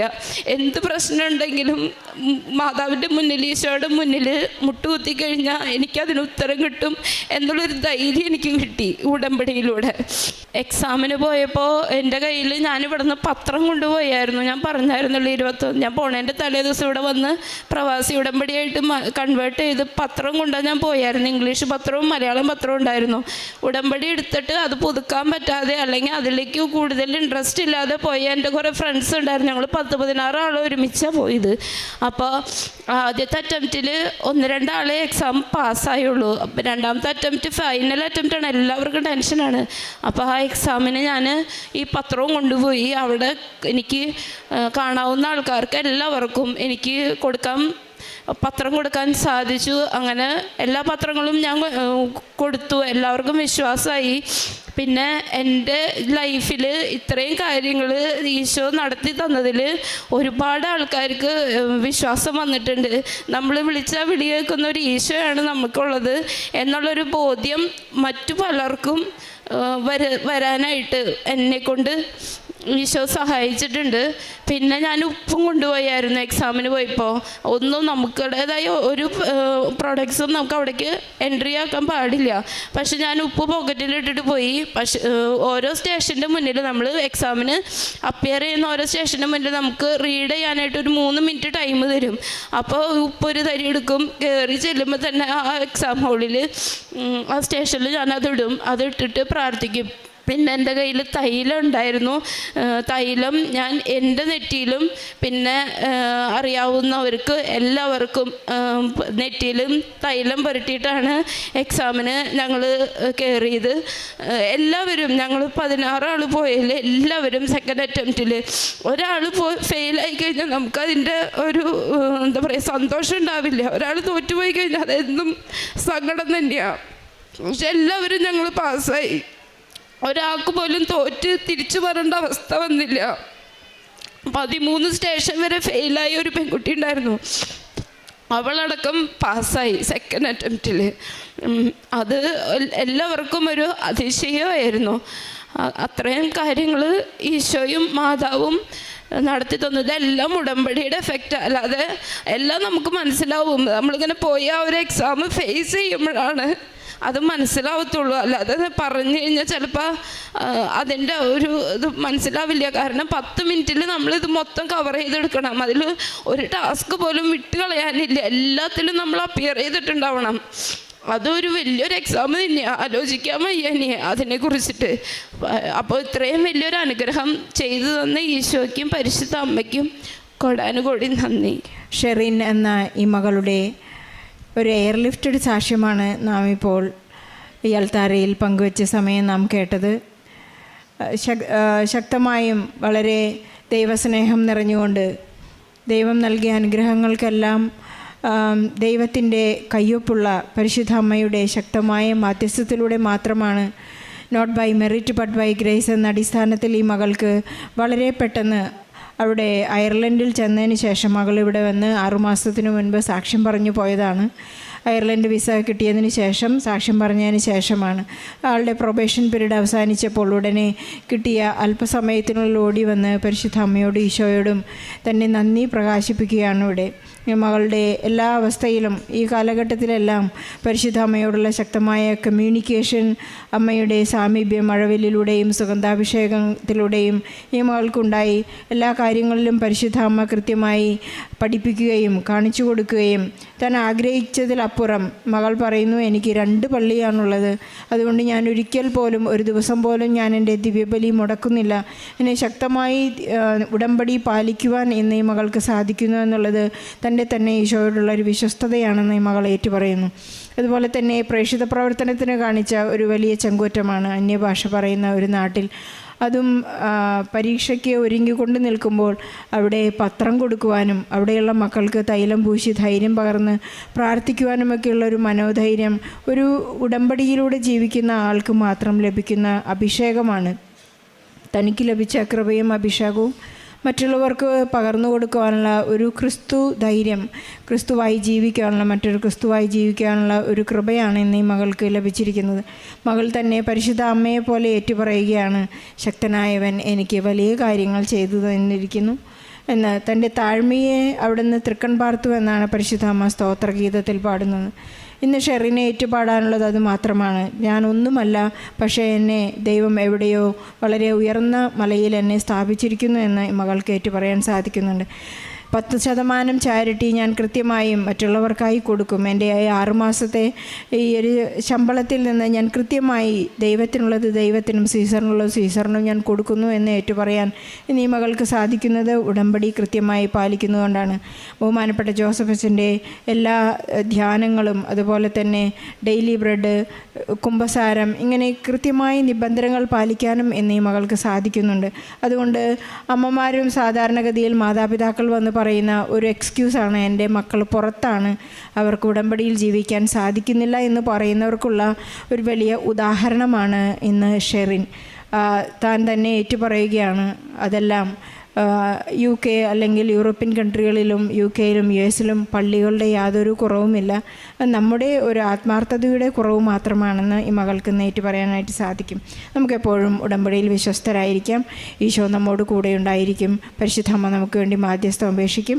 ഷെറിന് ലഭിച്ച എല്ലാ അനുഗ്രഹങ്ങൾക്കും ഈശോയ്ക്കും പരിശുദ്ധമ്മയ്ക്കും നല്ലൊരു ദൈവമാതാവിനും എന്നെയും എൻ്റെ കുടുംബത്തെയും മാതാവിൻ്റെ പ്രത്യക്ഷീകരണത്തിൻ്റെ സാക്ഷിയായി മാറ്റിയതിൽ ഞാൻ മാതാവിനും ഈശോയ്ക്കും കോടാനുകോടി നന്ദി പറയുന്നു. എൻ്റെ പേര് ഷെറിൻ, ഇതെൻ്റെ ഭർത്താവ് റീഗൻ, ഇത് ഞങ്ങളുടെ മകൻ, 2ാമത്തെ മകൻ മാർസലിൻ. കൃപാസനത്തിൽ വന്ന് പ്രാർത്ഥിച്ചതിൻ്റെ ഫലമായി ഞങ്ങൾക്ക് ലഭിച്ച ഒരു അനുഗ്രഹത്തെ പറ്റി പറയാൻ വേണ്ടിയിട്ടാണ് ഞങ്ങളിവരെ ആയിരിക്കുന്നത്. ഞങ്ങൾ വരുന്നത് വൈപ്പിൻ പെരുമ്പള്ളി തിരുക്കുടുംബ ദേവാലയത്തിൽ നിന്നാണ്. ഞാൻ കൃപാസനത്തിൽ ഉടമ്പടി എടുക്കുന്നത് 2022 ഓഗസ്റ്റ് 8-ാം തീയതിയാണ്. ഈ കഴിഞ്ഞ ഏപ്രിൽ മാസം 22-ാം തീയതി ഞങ്ങളുടെ ജീവിതത്തെ മാറ്റിമറിച്ച ഒരു അത്ഭുതം നിങ്ങളുമായി ഷെയർ ചെയ്യാനായിട്ട് ഞങ്ങൾ ആഗ്രഹിക്കുകയാണ്. 22-ാം തീയതി എൻ്റെ മകന് പനി വന്നു. ഞങ്ങൾ 2 പേരും ജോലിക്ക് പോകുന്ന വ്യക്തികളാണ്. അന്നത്തെ ദിവസം രാവിലെ കുഴപ്പമൊന്നും ഉണ്ടായിരുന്നില്ല. മകൻ ഒരു ബന്ധുവിൻ്റെ വീട്ടിൽ പോയിരുന്നു. വൈകുന്നേരം വരുന്നത് പനിയായിട്ടാണ്. അപ്പോൾ വൈകുന്നേരം വന്നപ്പോൾ മകന് വലിയ പ്രശ്നമൊന്നും തോന്നിയില്ല. ചോദിച്ചപ്പോൾ അവിടെ ഉണ്ടായിരുന്ന മെഡിസിൻ കൊടുത്തെന്നാണ് പറഞ്ഞത്. പിറ്റേ ദിവസം ഞാൻ ഞങ്ങളുടെ വീടിനടുത്തുള്ള ഒരു ക്ലിനിക്കിൽ നിന്ന് മരുന്ന് വാങ്ങി മകന് കൊടുത്തു. ഹസ്ബൻഡ് അന്ന് ലീവ് എടുത്തു. എനിക്ക് ജോലിക്ക് പോകേണ്ട ആവശ്യമുണ്ടായിരുന്നു. അങ്ങനെ അന്നത്തെ ദിവസം വലിയ കുഴപ്പങ്ങളും ഇല്ലാതെ പോയി. പിറ്റേ ദിവസം ഞാൻ ലീവ് എടുത്തു. ഹസ്ബൻഡിനോട് പറഞ്ഞു, ജോലിക്ക് പോയിക്കോ, ഇന്ന് ഞാൻ മോനെ നോക്കിക്കോളാം. ഉച്ചവരെ നോക്കിയിട്ടും അവന് പനി കുറയാത്തൊരവസ്ഥ. അങ്ങനെ ഞാൻ ഒറ്റയ്ക്കായിരുന്നു. എനിക്ക് 2 മക്കൾ വേറെയുണ്ട്. 3 പേരും ചെറുതാണ്. അപ്പോൾ ഞാൻ എൻ്റെ ഡാഡിനെ വീട്ടിലേക്ക് വിളിച്ചു വരുത്തിയിട്ട് അടുത്തുള്ള ഒരു ഡോക്ടറിനെ കാണിക്കാൻ കൊണ്ടുപോയി. ഡോക്ടർ ടെമ്പറേച്ചർ നോക്കിയപ്പോൾ പറഞ്ഞു, മകന് പനി വളരെ കൂടുതലാണ്, അടുത്തുള്ള ഏതെങ്കിലും ഹോസ്പിറ്റലിൽ കൊണ്ടുപോകുന്നതായിരിക്കും നല്ലതെന്ന് പറഞ്ഞു. അങ്ങനെ വീടിനടുത്തുള്ള തന്നെ വേറൊരു ഹോസ്പിറ്റലിൽ ഞാൻ മകനെയുമായിട്ട് പോയി. എനിക്ക് അവനെ എടുക്കാൻ മീൻസ് കയ്യിൽ കോരിയെടുത്താണ് ഞാൻ മകനെയും കൊണ്ട് പോയത്. അത്രയും അവൻ്റെ സിറ്റുവേഷൻ ഭയങ്കര ക്രിറ്റിക്കലായിരുന്നു. അവിടെ ഹോസ്പിറ്റലിൽ ചെന്ന് അവർ ബ്ലഡ് ടെസ്റ്റ് ചെയ്തു. ബ്ലഡ് ടെസ്റ്റ് ചെയ്തപ്പോൾ കൗണ്ട് നോക്കിയപ്പോൾ അവർ പറഞ്ഞു ഇത് മെനിഞ്ചൈറ്റീസ് ആകാനാണ് സാധ്യതയെന്ന് പറഞ്ഞു. എൻ്റെ മനസ്സിലൂടെ പോയി ഇങ്ങനെ വരാൻ യാതൊരു കാരണവുമില്ല, ഇത് ഞങ്ങൾക്ക് ഇങ്ങനൊരു രോഗം ദൈവം വരത്തില്ല, അങ്ങനെയൊക്കെയുള്ള ചിന്തകളായിരുന്നു എൻ്റെ മനസ്സിലൂടെ പോയിരുന്നത്. ഞാൻ ഇങ്ങനെ തന്നെ ആയിരിക്കില്ല എന്ന് എന്നെ മനസ്സിൽ പ്രതീക്ഷിച്ചാണ് ഞാൻ അവിടെ ആയിരുന്നത്. ഞാൻ ഒറ്റയ്ക്കായിരുന്നു. അവരെന്നോട് പറഞ്ഞു ഇവിടെ നമുക്ക് ഇതിനുള്ള ഇവിടെ ഞങ്ങൾക്കിത് സാധിക്കില്ല, നിങ്ങൾ എറണാകുളത്തുള്ള ഏതെങ്കിലും നല്ല ഹോസ്പിറ്റലിൽ കൊണ്ടുപോകാൻ പറഞ്ഞു. ഞാൻ ഹസ്ബൻഡിനെ അറിയിച്ചു. ഹസ്ബൻഡ് വേഗം ജോലി സ്ഥലത്ത് നിന്ന് എത്തി. ഞങ്ങൾ രണ്ടുപേരും കൂടി എറണാകുളത്തുള്ള ലിസി ഹോസ്പിറ്റലിൽ ചെന്നു. വൈകുന്നേരമായി. അവർ കാഷ്വാലിറ്റിയിലാണ് നമ്മളെടുത്തത്. അവിടെ ചെന്നപ്പോഴും അവർ ഇത് തന്നെ നമ്മളോട് പറഞ്ഞു, ഇത് മെനിഞ്ചൈറ്റീസ് ആകാനാണ് സാധ്യത, കൊച്ചിൻ്റെ കൗണ്ട് കൂടുതലാണ്, ടെമ്പറേച്ചർ കൂടുതലാണെന്ന് പറഞ്ഞു. നിങ്ങൾ എന്തായാലും അഡ്മിറ്റ് ചെയ്യുമെന്നും പറഞ്ഞു. ഞങ്ങൾ ഓക്കെ അഡ്മിറ്റ് ആകാമെന്ന് പറഞ്ഞു. അതൊരു 24-ാം തീയതി ആയിരുന്നു, ഫ്രൈഡേ. അങ്ങനെ ഡോക്ടേഴ്സ് വന്നു, നമ്മളെ കണ്ടു. രാത്രി ആയതുകൊണ്ട് അവർ പറഞ്ഞു നമുക്ക് പിറ്റേ ദിവസം കുറച്ച് ടെസ്റ്റുകൾ നടത്തണം, അതുകൊണ്ട് കുട്ടീനെ ICUയിലോട്ട് മാറ്റണേണെന്ന് പറഞ്ഞു. പിറ്റേ ദിവസം എനിക്ക് ഒരു പരീക്ഷയുണ്ടായിരുന്നു. അത് ഞങ്ങളുടെ ജോലിക്ക് ഏറ്റവും അത്യാവശ്യമായിട്ടുള്ളൊരു എക്സാമാണ്. ഞാൻ രാവിലെ 7 മണിയായപ്പോൾ എൻ്റെ ട്യൂട്ടറെ സാറിനെ വിളിച്ച് പറഞ്ഞു, സാറേ എൻ്റെ മകൻ ഹോസ്പിറ്റലിൽ അഡ്മിറ്റാണ്, എനിക്ക് ഈ പരീക്ഷ എഴുതാൻ സാധിക്കില്ല, അത് ഗവൺമെൻറ് സർവീസിലുള്ള അധ്യാപകർക്ക് ഏറ്റവും അത്യാവശ്യമായിട്ടുള്ളൊരു എക്സാം ആയിരുന്നു. അപ്പം ഞാൻ പറഞ്ഞു ഇല്ല, ഞാൻ അടുത്ത പ്രാവശ്യം എഴുതിക്കോളാം എന്നാണ് അന്ന് പറഞ്ഞത്. എന്നെ പിന്നീട് എൻ്റെ വേറൊരു സാർ എന്നെ വിളിച്ച് പറഞ്ഞു, ഷെറിൻ ഇവിടെ വന്നാൽ മതി, 9:30 എത്തണം എന്നാണ് ഇൻസ്ട്രക്ഷൻ, ഷെറിൻ 11 മണിക്ക് വന്നാൽ മതി, പരീക്ഷ എഴുതിയിട്ട് പോയിക്കോ, ഇനി 6 മാസം കഴിഞ്ഞേ വിളിക്കോളൂ എന്ന് പറഞ്ഞു.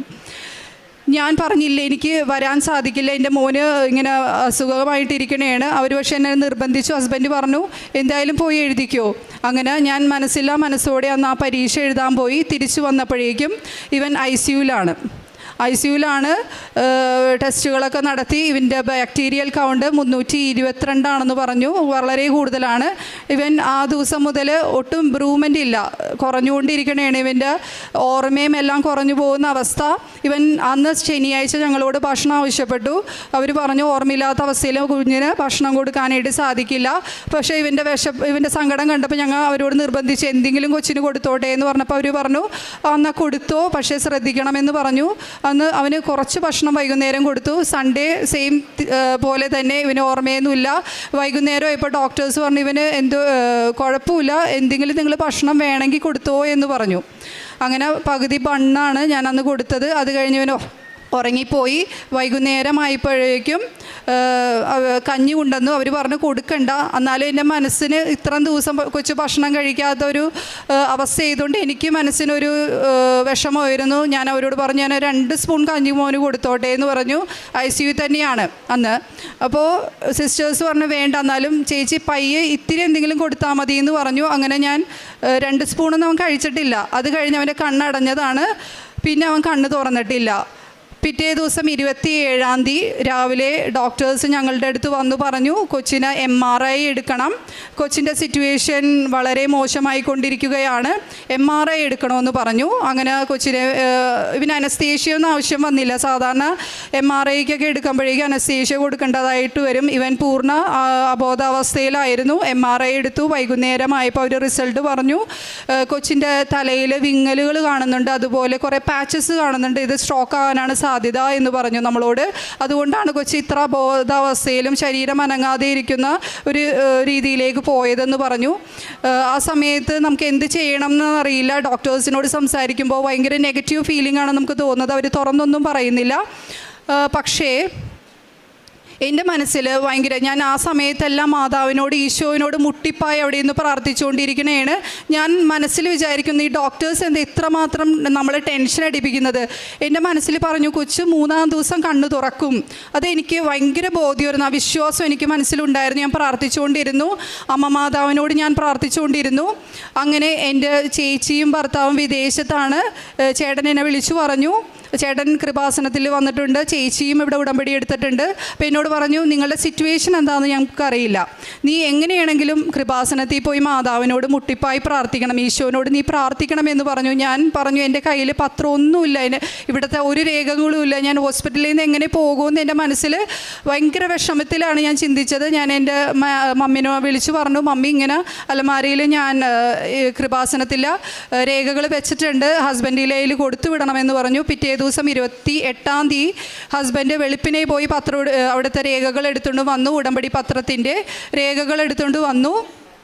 ഞാൻ എൻ്റെ ബ്രദറുമായി അന്ന് രാവിലെ ഇവിടെ എത്തി. ഞാൻ ഇവിടെ പറഞ്ഞു, എനിക്ക് അച്ഛനെ കണ്ട് പ്രാർത്ഥിക്കണമെന്ന് പറഞ്ഞു. പക്ഷേ ഞാൻ ഉടമ്പടിയിലായിരുന്നില്ല.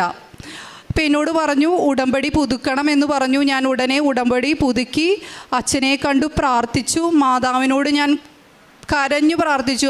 അമ്മയ്ക്കല്ലേ ഒരു അമ്മയുടെ വേദന അറിയുള്ളൂ. എൻ്റെ മകനെ നഷ്ടപ്പെടുന്നുള്ളൊരു സിറ്റുവേഷനിലാണ്. അമ്മയും ഈ ഒരു ഈശോൻ്റെ പീഡാനുഭവ സമയത്ത് അമ്മ സഹിച്ച അതേ വേദനയിലൂടെയാണ് ഞാൻ കടന്നുപോയിക്കൊണ്ടിരിക്കുന്നത്. എൻ്റെ മകനെ എനിക്ക് തിരിച്ചു തന്നെ എന്ന് ഞാൻ കരഞ്ഞു പ്രാർത്ഥിച്ചു. ആ സമയം ഈശോ പീഡാനുഭവ സമയത്ത് മാതാവിൻ്റെ മനസ്സിൽ കൂടി കടന്നുപോയ പല കാര്യങ്ങളും നമ്മൾ ബൈബിളിലൂടെ വായിച്ചിട്ടുണ്ട്. ഉണ്ണിയായി പിറന്ന ആ സമയം മുതൽ ആ മരണസമയം വരെയുള്ള അമ്മയുടെ ഓർമ്മകൾ, അതുപോലെ എൻ്റെ മനസ്സിലൂടെ എൻ്റെ മകൻ്റെ എനിക്ക് ജനിച്ച് എൻ്റെ കയ്യിൽ കിട്ടിയ ആ ഓർമ്മകളെല്ലാം എൻ്റെ മനസ്സിലൂടെ പോയി. ഞാൻ അമ്മനോട് പറഞ്ഞു, മെയ് 25-ാം തീയതി ഞാനിവിടെ വന്ന് സാക്ഷ്യം ചെയ്യും, പക്ഷേ ഞങ്ങൾക്കന്ന് സാധിച്ചില്ല. അപ്പോൾ ഹസ്ബൻഡാണ് പറഞ്ഞത്, 2-ാം തീയതി ഇവൻ്റെ ബർത്ത്ഡേ ആണ്, ജൂൺ 2-ാം തീയതി ബർത്ത്ഡേ ആണ്, അന്ന് നമുക്ക് വന്ന് സാക്ഷ്യം പറയാമെന്ന് പറഞ്ഞു. അങ്ങനെ ഞാനിവിടെ നിന്ന് പ്രാർത്ഥിച്ച് ആ ഒരു വിശ്വാസത്തോടെയാണ് ഞാൻ മടങ്ങി ഹോസ്പിറ്റലിലേക്ക് പോയത്. ജോസഫ് അച്ഛനെ കണ്ടു പ്രാർത്ഥിച്ചു. അച്ഛൻ നമുക്ക് എന്തെങ്കിലും എവിഡൻസ് വേണം. അപ്പം ഞാൻ കൊച്ച് വെൻറ്റിലേറ്ററിലായ ഫോട്ടോയും അതുപോലെ തന്നെ ഇവൻ്റെ സിറ്റുവേഷൻ എഴുതിയ രേഖകൾ അച്ഛനെ കാണിച്ചു. അച്ഛൻ അത് തൈലം പൂശി പ്രാർത്ഥിച്ചു, മാതാവിൻ്റെ അടുത്ത് പോയി ബ്ലെസ് ചെയ്തു, ഞങ്ങൾക്ക് വേണ്ടി പ്രാർത്ഥിച്ചു. അച്ഛൻ എന്നെ തിരിച്ചു വിട്ടു. അങ്ങനെ ഞാൻ ഹോസ്പിറ്റലിലെത്തി. ഡോക്ടേഴ്സ് വന്നു. ഡോക്ടേഴ്സ് ഞങ്ങളോട് പറഞ്ഞു 322 ആയിരുന്ന ബാക്ടീരിയ കൗണ്ട് വെറും 36 കുറഞ്ഞു. ഇത് മാതാവ് എൻ്റെ മോനെ അപ്പം തന്നെ തൊട്ട് സുഖപ്പെടുത്തിയതാണെന്ന് ഞാൻ വിശ്വസിക്കുന്നു. ഈശോ ഞങ്ങൾക്ക് തന്ന വലിയൊരു അനുഗ്രഹമായി ഞങ്ങൾ ഇതിനെ കാണുന്നു. അതുപോലെ തന്നെ അപ്പോൾ തന്നെ ഹസ്ബൻഡ് പറഞ്ഞു, ഞാൻ പിറ്റേ ദിവസം ഞാൻ ഉടമ്പടി എടുക്കാൻ പോകണേണ്, രാവിലെ ഞാൻ ഉടമ്പടി എടുക്കാൻ പോകും. ഞാൻ പറഞ്ഞു, ധൈര്യത്തോടെ പോയിക്കോ, മാതാവ് നമ്മളെ കാത്തോളൂ, ഈശോ നമ്മളെ കാത്തോളൂ എന്ന് ഞാൻ പറഞ്ഞു. അങ്ങനെ പിറ്റേ ദിവസം ഹസ്ബൻഡ് രാവിലെ വെളുപ്പിനെ ഇവിടെ എത്തി, ഉടമ്പടി എടുത്തു, പ്രാർത്ഥിച്ചു പോന്നു. അങ്ങനെ 3-ാമത്തെ ദിവസം എൻ്റെ മകൻ കണ്ണു തുറന്നു. ഡോക്ടേഴ്സ് അത് വലിയൊരു അത്ഭുതമായിട്ടാണ് കണ്ടത്. അവർ പറഞ്ഞു, ഇത്രയും പെട്ടെന്നുള്ള റിക്കവറി ഇങ്ങനെ സംഭവിച്ചിട്ടില്ല, ഇത്ര ഹെവി ഫീവർ ആയിരുന്നു. നമ്മളോട് ഇൻഡയറക്റ്റ്ലി പല ആൾക്കാരും, അതായത് ഹസ്ബൻഡിൻ്റെ ഓഫീസിലുള്ള സാറിൻ്റെ സിസ്റ്റർ, അവിടുത്തെ ഡോക്ടറാണ്, അവർ നമ്മളോട് പറഞ്ഞത്, ഒരു മിറാക്കിൾ നടക്കണം, നിങ്ങളുടെ മകനെ നിങ്ങൾക്ക് തിരിച്ചു കിട്ടണേ, ദൈവത്തിനോട് മുട്ടിപ്പായി പ്രാർത്ഥിച്ചോ എന്നാണ് പറഞ്ഞത്. ഒരു മിറാക്കിൾ നടന്നാൽ മാത്രമേ നിങ്ങളുടെ മോനെ ഇനി തിരിച്ച് നിങ്ങൾക്ക് കിട്ടുള്ളൂ എന്നുള്ളൊരു രീതിയിലാണ് നമ്മളോട് പറഞ്ഞത്. കഴിഞ്ഞിട്ടാണ് ഹസ്ബൻഡ് എന്നോട് ഈ കാര്യങ്ങളെല്ലാം പറയുന്നത്. അങ്ങനെ ഒരു മിറാക്കിൾ ഞങ്ങളുടെ ജീവിതത്തിൽ നടന്നു. അങ്ങനെ കൊച്ച് കണ്ണ് തുറന്നു. പിന്നെ ഒരുപാട് മാറ്റങ്ങൾ പെട്ടെന്ന് അപ്പോൾ സിസ്റ്റേഴ്സ് നമ്മളോട് പറയും, ഇങ്ങനെ അസുഖം വന്ന കുട്ടികൾക്ക് പല പ്രശ്നങ്ങളും ഉണ്ടാവാൻ സാധ്യതയുണ്ട്, അത് നിങ്ങൾ മനസ്സിലാക്കണം, ചിലപ്പോൾ കണ്ണിന് കാഴ്ച പോകും. അങ്ങനെയാണ് ഇവിടുന്ന് പല കുട്ടികളും പോയിരിക്കുന്നത്. ചെവി കേൾവി കുറവുണ്ടാവാം, നടക്കാൻ ബുദ്ധിമുട്ടുണ്ടാവാം, ഓർമ്മയുണ്ടാവില്ല. പക്ഷേ എനിക്ക് വിശ്വാസം ഉണ്ടായിരുന്നു, എൻ്റെ മാതാവും ഈശോയും എൻ്റെ മകനെ പൂർണ്ണ സൗഖ്യം തന്ന് അനുഗ്രഹിക്കുമെന്ന് ഞാൻ പൂർണ്ണമായി വിശ്വസിച്ചു. അതുപോലെ അവന് ഡേ ബൈ ഡേ അവന് അത് കഴിഞ്ഞതിന് ശേഷം ഞങ്ങൾ ഉടമ്പടിയിലായിരുന്നു. രാവിലെ എത്ര നേരത്തെ ഞങ്ങൾ എഴുന്നേച്ച് ഞങ്ങൾ രണ്ടുപേരും കൂടി രാവിലത്തെ അച്ഛൻ്റെ ടോക്ക് കേൾക്കും, ഞങ്ങൾ മുട്ടുമേലിരുന്ന് പ്രാർത്ഥിക്കും, തിരികെത്തിച്ച് ഹോസ്പിറ്റലിൽ വൈകുന്നേരം ഞങ്ങൾ മുഴുവൻ പ്രാർത്ഥനയിലായി. നമുക്ക് ഇനി വേറെ ഒന്നും ശരണപ്പെടാനില്ല, ദൈവവും മാതാവും മാത്രവും നമുക്ക് വേണ്ടി ഇനി എന്തെങ്കിലും ചെയ്യണമെങ്കിൽ ദൈവത്തിനും മാതാവിനും സാധിക്കുകയുള്ളൂ എന്നുള്ളൊരു വിശ്വാസം എനിക്കുണ്ടായിരുന്നു. അങ്ങനെ കൊച്ച് ഇമ്പ്രൂവ് ആയി കഴിഞ്ഞു. പക്ഷേ അവൻ തല നിവർത്താനോ അവന് ഇരിക്കാനോ നടക്കാനോ ഒന്നും ശേഷിയുണ്ടായിരുന്നില്ല. പിന്നെ അവർ നമ്മളോട് പറഞ്ഞു നമുക്കൊരു സെക്കൻഡ് MRIയും കൂടി എടുക്കണം, കാരണം ഇനി എന്തെങ്കിലും സ്ട്രോക്ക് വന്നിട്ടുണ്ടോ എന്നറിയാൻ വേണ്ടിയിട്ടാണ്. അവർ നമ്മളോട് തീർത്തും പറഞ്ഞു കഴിഞ്ഞ MRIയിൽ കണ്ട ഈ പറയുന്ന നീർക്കെട്ടലുകളും അതുപോലെ തന്നെ പാച്ചസ് എന്ന് പറയുന്ന സ്ട്രോക്ക് പോലെയുള്ള ബ്ലഡ് കോട്ടിങ്ങും പോകാൻ ഒരു സാധ്യതയും ഇല്ല. അതുകൊണ്ട് നിങ്ങൾ അതിനെക്കുറിച്ച് വിഷമിക്കേണ്ട, അത് സാവധാനം സമയമെടുത്തേ പോകുള്ളൂ നമ്മളോട് പറഞ്ഞിട്ടുണ്ടായിരുന്നു. അങ്ങനെ ഞങ്ങൾ രണ്ടാമത്തെ MRIക്ക് 11/5 എന്ന് പറയും കഴിഞ്ഞ മെയ് മാസം നമ്മൾ MRI എടുത്തു. ഞാൻ കണ്ണീരോടെ പ്രാർത്ഥിച്ചുകൊണ്ടിരുന്നു. ഞങ്ങൾക്ക് വലിയൊരു സാക്ഷ്യം പറയാൻ വേണ്ടിയിട്ട് ഇടവരുത്തണേന്ന് മാതാവിനോട് ഈശോനോട് ഞാൻ കൈയുരുത്തി പ്രാർത്ഥിച്ച് കരഞ്ഞുകൊണ്ടിരുന്നു. MRI കഴിഞ്ഞു, ഞങ്ങൾ തിരിച്ച് റൂമിലോട്ട് മാറ്റി. വൈകുന്നേരം ഇപ്പോൾ ഡോക്ടേഴ്സ് കുറവുണ്ടെന്ന് മാത്രം പറഞ്ഞുള്ളൂ, അവളെ ജൂനിയർ ഡോക്ടേഴ്സ്. പിറ്റേ ദിവസം നമ്മൾ ന്യൂറോ ഡോക്ടറിനെ കാണാനായിട്ട് പറഞ്ഞു. അങ്ങനെ ന്യൂറോ ഡോക്ടറിനെ കണ്ടു. ഡോക്ടർ നമ്മളെ കമ്പയർ ചെയ്ത് കാണിച്ചു തന്നു. ആദ്യം എടുത്ത MRIയും രണ്ടാമത്തെ എടുത്ത MRIയും. ആദ്യത്തെ MRIയിൽ ഇന്ന പ്രശ്നങ്ങളെല്ലാം കാണിച്ചു തന്നു. രണ്ടാമത്തെ MRIയിൽ കൊച്ചിന് പൂർണ്ണ സൗഖ്യം തന്ന് ഈശോയും മാതാവും ഞങ്ങളെ അനുഗ്രഹിച്ചു. അവർക്ക് തന്നെ അത്ഭുതമായിരുന്നു. പിന്നെ അവർ പറഞ്ഞു മോന് യാതൊരു പ്രശ്നവും ഇല്ല, നിങ്ങൾ പൊയ്ക്കോ എന്ന് പറഞ്ഞു. പിറ്റേ ദിവസം തന്നെ നമ്മളെ ഡിസ്ചാർജ് ചെയ്തു. എന്നാലും കൊച്ചിന് കാല് കുത്തി നടക്കാനുള്ള ബുദ്ധിമുട്ടുകളൊക്കെ ഉണ്ടായിരുന്നു. എന്നുവെച്ചാൽ ഇത്രയും ദിവസം ICUയിലും ഒക്കെ ആയതുകൊണ്ട് അവന് അതിൻ്റേതായ മസിൽ പവറൊക്കെ കുറച്ച് കുറവായിരുന്നു. അങ്ങനെ ഞങ്ങളുടെ അടുത്ത് ഇവിടെ കൃപാസനത്തിൽ എപ്പോഴും വരികയും പ്രാർത്ഥിക്കുകയും ചെയ്യുന്ന ഒരു ആൻറ്റി, അവർ അഖണ്ഡ ജപമാല ചൊല്ലി പ്രാർത്ഥിക്കുന്ന ഒരു ആൻറ്റിയാണ്. അന്നത്തെ ഒരു ദിവസം, ഒരു സാറ്റർഡേ, അവർ ഞങ്ങളുടെ മകന് വേണ്ടി നമ്മൾ ആവശ്യപ്പെടാതെ തന്നെ മകന് വേണ്ടി അവർ മുട്ടിപ്പായി പ്രാർത്ഥിച്ചു. വൈകുന്നേരം ഇപ്പോൾ ഞങ്ങളുടെ കുടുംബ പ്രാർത്ഥന എല്ലാം കഴിഞ്ഞ സമയത്ത് അവർ വീട്ടിലേക്ക് കയറി വന്ന് മാതാവിൻ്റെ തൈലം കൊച്ചിൻ്റെ ശിരസിലും കയ്യിലും കാലിലെല്ലാം പ്രാർത്ഥിച്ച് തേച്ച് ധൈര്യമായിരിക്കാൻ പറഞ്ഞു. എനിക്കിവിടുത്തെ നൊവേന പുസ്തകം തന്നു, എന്നോട് പറഞ്ഞു പ്രാർത്ഥിക്കണമെന്ന് പറഞ്ഞു. പിറ്റേ ദിവസം ഞായറാഴ്ച ഞാൻ അടുക്കളയിൽ പണിയെടുക്കുന്ന സമയത്ത് മോൻ നടന്നു വന്നതായിട്ട് എനിക്ക് കണ്ടു. അപ്പോൾ ഇത് മാതാവ് എൻ്റെ മോന് ഇത്രയും പെട്ടെന്ന്, സമയക്കുറവിൻ്റെ മാതാവ് പെട്ടെന്ന് എൻ്റെ മോനെ സുഖപ്പെടുത്തിയതാണെന്ന് ഞാൻ വിശ്വസിക്കുന്നു. അതുപോലെ തന്നെ ഇതാണ് ഞങ്ങളുടെ ജീവിതത്തിൽ ഏറ്റവും വലിയൊരു അനുഗ്രഹം ദൈവം തന്നത്. അതുപോലെ തന്നെ ഞാൻ പറഞ്ഞതുപോലെ ഞാൻ 2022 ഓഗസ്റ്റ് 8-ാം തീയതിയാണ് ഇവിടെ ഉടമ്പടി എടുക്കുന്നത്. ഞാനൊരു അധ്യാപികയാണ്. അപ്പോൾ സ്കൂളിൽ വർക്ക് ചെയ്യണമെങ്കിൽ നമുക്ക് സെറ്റ് എന്ന് പറയുന്ന ഒരു എക്സാം ക്വാളിഫൈഡ് ആകണമെന്ന് നിർബന്ധമാണ്. അങ്ങനെ ഞാൻ 2 തവണ പരീക്ഷ എഴുതിയിട്ടും ഞാൻ പാസ്സായില്ല. 3-ാമത്തെ തവണ ഞാൻ പരീക്ഷ എഴുതി റിസൾട്ട് കാക്കുന്ന സമയത്താണ് ഇവിടെ വന്ന് ഉടമ്പടി എടുക്കുന്നത്. റിസൾട്ട് 31-ാം തീയതി വന്നു. അത്ഭുതകരമായി മാതാവ് എന്നെ പാസ്സാക്കി. ഈശോയും മാതാവും എന്നെ ആ ഒരു എക്സാം പാസ്സാകാനായിട്ട് സഹായിച്ചു. ഇത് നോട്ട് ബൈ, അച്ഛൻ എപ്പോഴും പറയാറുണ്ട് ടോക്കിൽ, not by merit but by grace എന്ന് ഞാൻ വിശ്വസിക്കുന്നു. അതേ വർഷം തന്നെ എറണാകുളത്തുള്ള ഒരു ഹയർ സെക്കൻഡറി സ്കൂളിൽ ഒരു ആഡ് വന്നു. അവിടെ ഒരു അധ്യാപികക്ക് ഒഴിവുണ്ടെന്ന് പറഞ്ഞു, ഗസ്റ്റാണ്. എനിക്ക് അവിടെ ആ സമയത്ത് ഞാൻ ഇൻ്റർവ്യൂ അറ്റൻഡ് ചെയ്തു. എൻ്റെ കയ്യിൽ കാശുരൂപവും മാതാവിൻ്റെ തൈലമൊക്കെ പൂശി കയ്യിൽ കാശുരൂപവും കൊണ്ടാണ് ഞാനന്ന് പോയി ഇൻ്റർവ്യൂ അറ്റൻഡ് ചെയ്തത്. ആ ഇൻ്റർവ്യൂവിൽ ഒരു പോസ്റ്റേ ഉണ്ടായിരുന്നുള്ളൂ. ആ ഒരു പോസ്റ്റിൽ ഗസ്റ്റായിട്ട് എന്നെ ആദ്യം നിയമിച്ചു. അതിനുശേഷം അതേ സെയിം വർഷം തന്നെ അവിടെ പെർമനൻ്റ് ആയിട്ടുള്ള ഇൻ്റർവ്യൂ വിളിച്ചു. മാതാവിൻ്റെ വലിയൊരു സാന്നിധ്യമായ ഇൻ്റർവ്യൂവിൽ എനിക്ക് ഉടനീളം ഉണ്ടായിരുന്നു. അനേകായിരം ആൾക്കാർ, തിരുവനന്തപുരം മുതലുള്ള ഒരുപാട് ആൾക്കാർ അവിടെ വന്നു. ഒരു പോസ്റ്റേ ഉണ്ടായിരുന്നുള്ളൂ. ആ ഒരു പോസ്റ്റിലേക്ക് മാതാവും ഈശോയുമാണ് എന്നെ കൈ പിടിച്ച് ഉയർത്തിയതെന്ന് ഞാൻ വിശ്വസിക്കുന്നു. ഞങ്ങൾ എപ്പോഴും ആദ്യം എനിക്ക് പല വീഴ്ചകളും വന്നിട്ടുണ്ട്. ഉടമ്പടി എടുത്തിട്ട് ഞാൻ പൂർണ്ണമായി എനിക്കൊന്നും ചെയ്യാൻ സാധിച്ചില്ല. അതിനെല്ലാം ഞാൻ മാതാവിനോട് ഈശോനോട് ഞാൻ ഈ ഒരവസരത്തിൽ ഞാൻ മാപ്പ് അപേക്ഷിക്കുന്നു. ഇനി എൻ്റെ ജീവിതം മാതാവിനും ഈശോയ്ക്കും വേണ്ടി ഞാൻ സമർപ്പിക്കുന്നു. പ്രേക്ഷിത പ്രവർത്തനം എനിക്ക് പത്രം കൊടുക്കാൻ ആദ്യമൊക്കെ എനിക്ക് മുഴുവൻ സാധിച്ചിട്ടില്ല. ഈ ഒരു അനുഭവത്തിന് ശേഷം എനിക്ക് കിട്ടിയ 3 കെട്ട് പത്രമാണ്. അത് ഞാൻ എല്ലാവർക്കും കൊടുത്തു തീർത്തു. പാവങ്ങൾക്ക് ഭക്ഷണം എനിക്ക് കൊടുക്കാനായിട്ട് സാധിച്ചു. അതുപോലെ തന്നെ കുടുംബ പ്രാർത്ഥന ഞങ്ങൾ അത് കഴിഞ്ഞ് ഒരു ദിവസം പോലും എത്ര വൈകിയാലും ഞാൻ 7:45 എന്നുള്ളൊരു സമയമുണ്ടെങ്കിൽ ഞങ്ങൾക്ക് കുടുംബ പ്രാർത്ഥന എത്തിയിരിക്കും. ഒരു കുടുംബത്തിൻ്റെ ബലമാണ് കുടുംബ പ്രാർത്ഥന എന്നുള്ളത് കാര്യം ഞങ്ങൾക്ക് ബോധ്യമായി. രാവിലെ അച്ഛൻ്റെ ടോക്കും അതുപോലെ 5:30 തന്നെ ഞങ്ങൾ രണ്ടുപേരും മുട്ടുകുത്തി പ്രാർത്ഥിക്കും. ആ സമയത്തും മകനും ഞങ്ങളുടെ ഒപ്പം വന്നിരുന്ന് പ്രാർത്ഥിക്കാറുണ്ട്. ചൊവ്വാഴ്ച ദിവസത്തിൽ ഓൺലൈൻ ഉള്ള അച്ഛൻ്റെ ധ്യാനം കേൾക്കാറുണ്ട്. വൈകുന്നേരത്തെ അച്ഛൻ്റെ പ്രാർത്ഥന അത് നമ്മൾ വീട്ടിൽ കുടുംബ പ്രാർത്ഥനയ്ക്ക് ശേഷം ചൊല്ലാറുണ്ട്. അതുപോലെ തന്നെ എൻ്റെ അപ്പോയിൻമെൻറ്റ് പാസ്സാകുന്ന സമയത്തെല്ലാം ഞാൻ ഈ ഉപ്പായിട്ടാണ് ഞാൻ RDD ഓഫീസിൽ പോകുന്നത്. ഭയങ്കര ബുദ്ധിമുട്ടാണ് ഒരു അപ്പോയിൻമെൻറ്റ് പാസ്സായി എടുക്കുക എന്നുള്ളത്.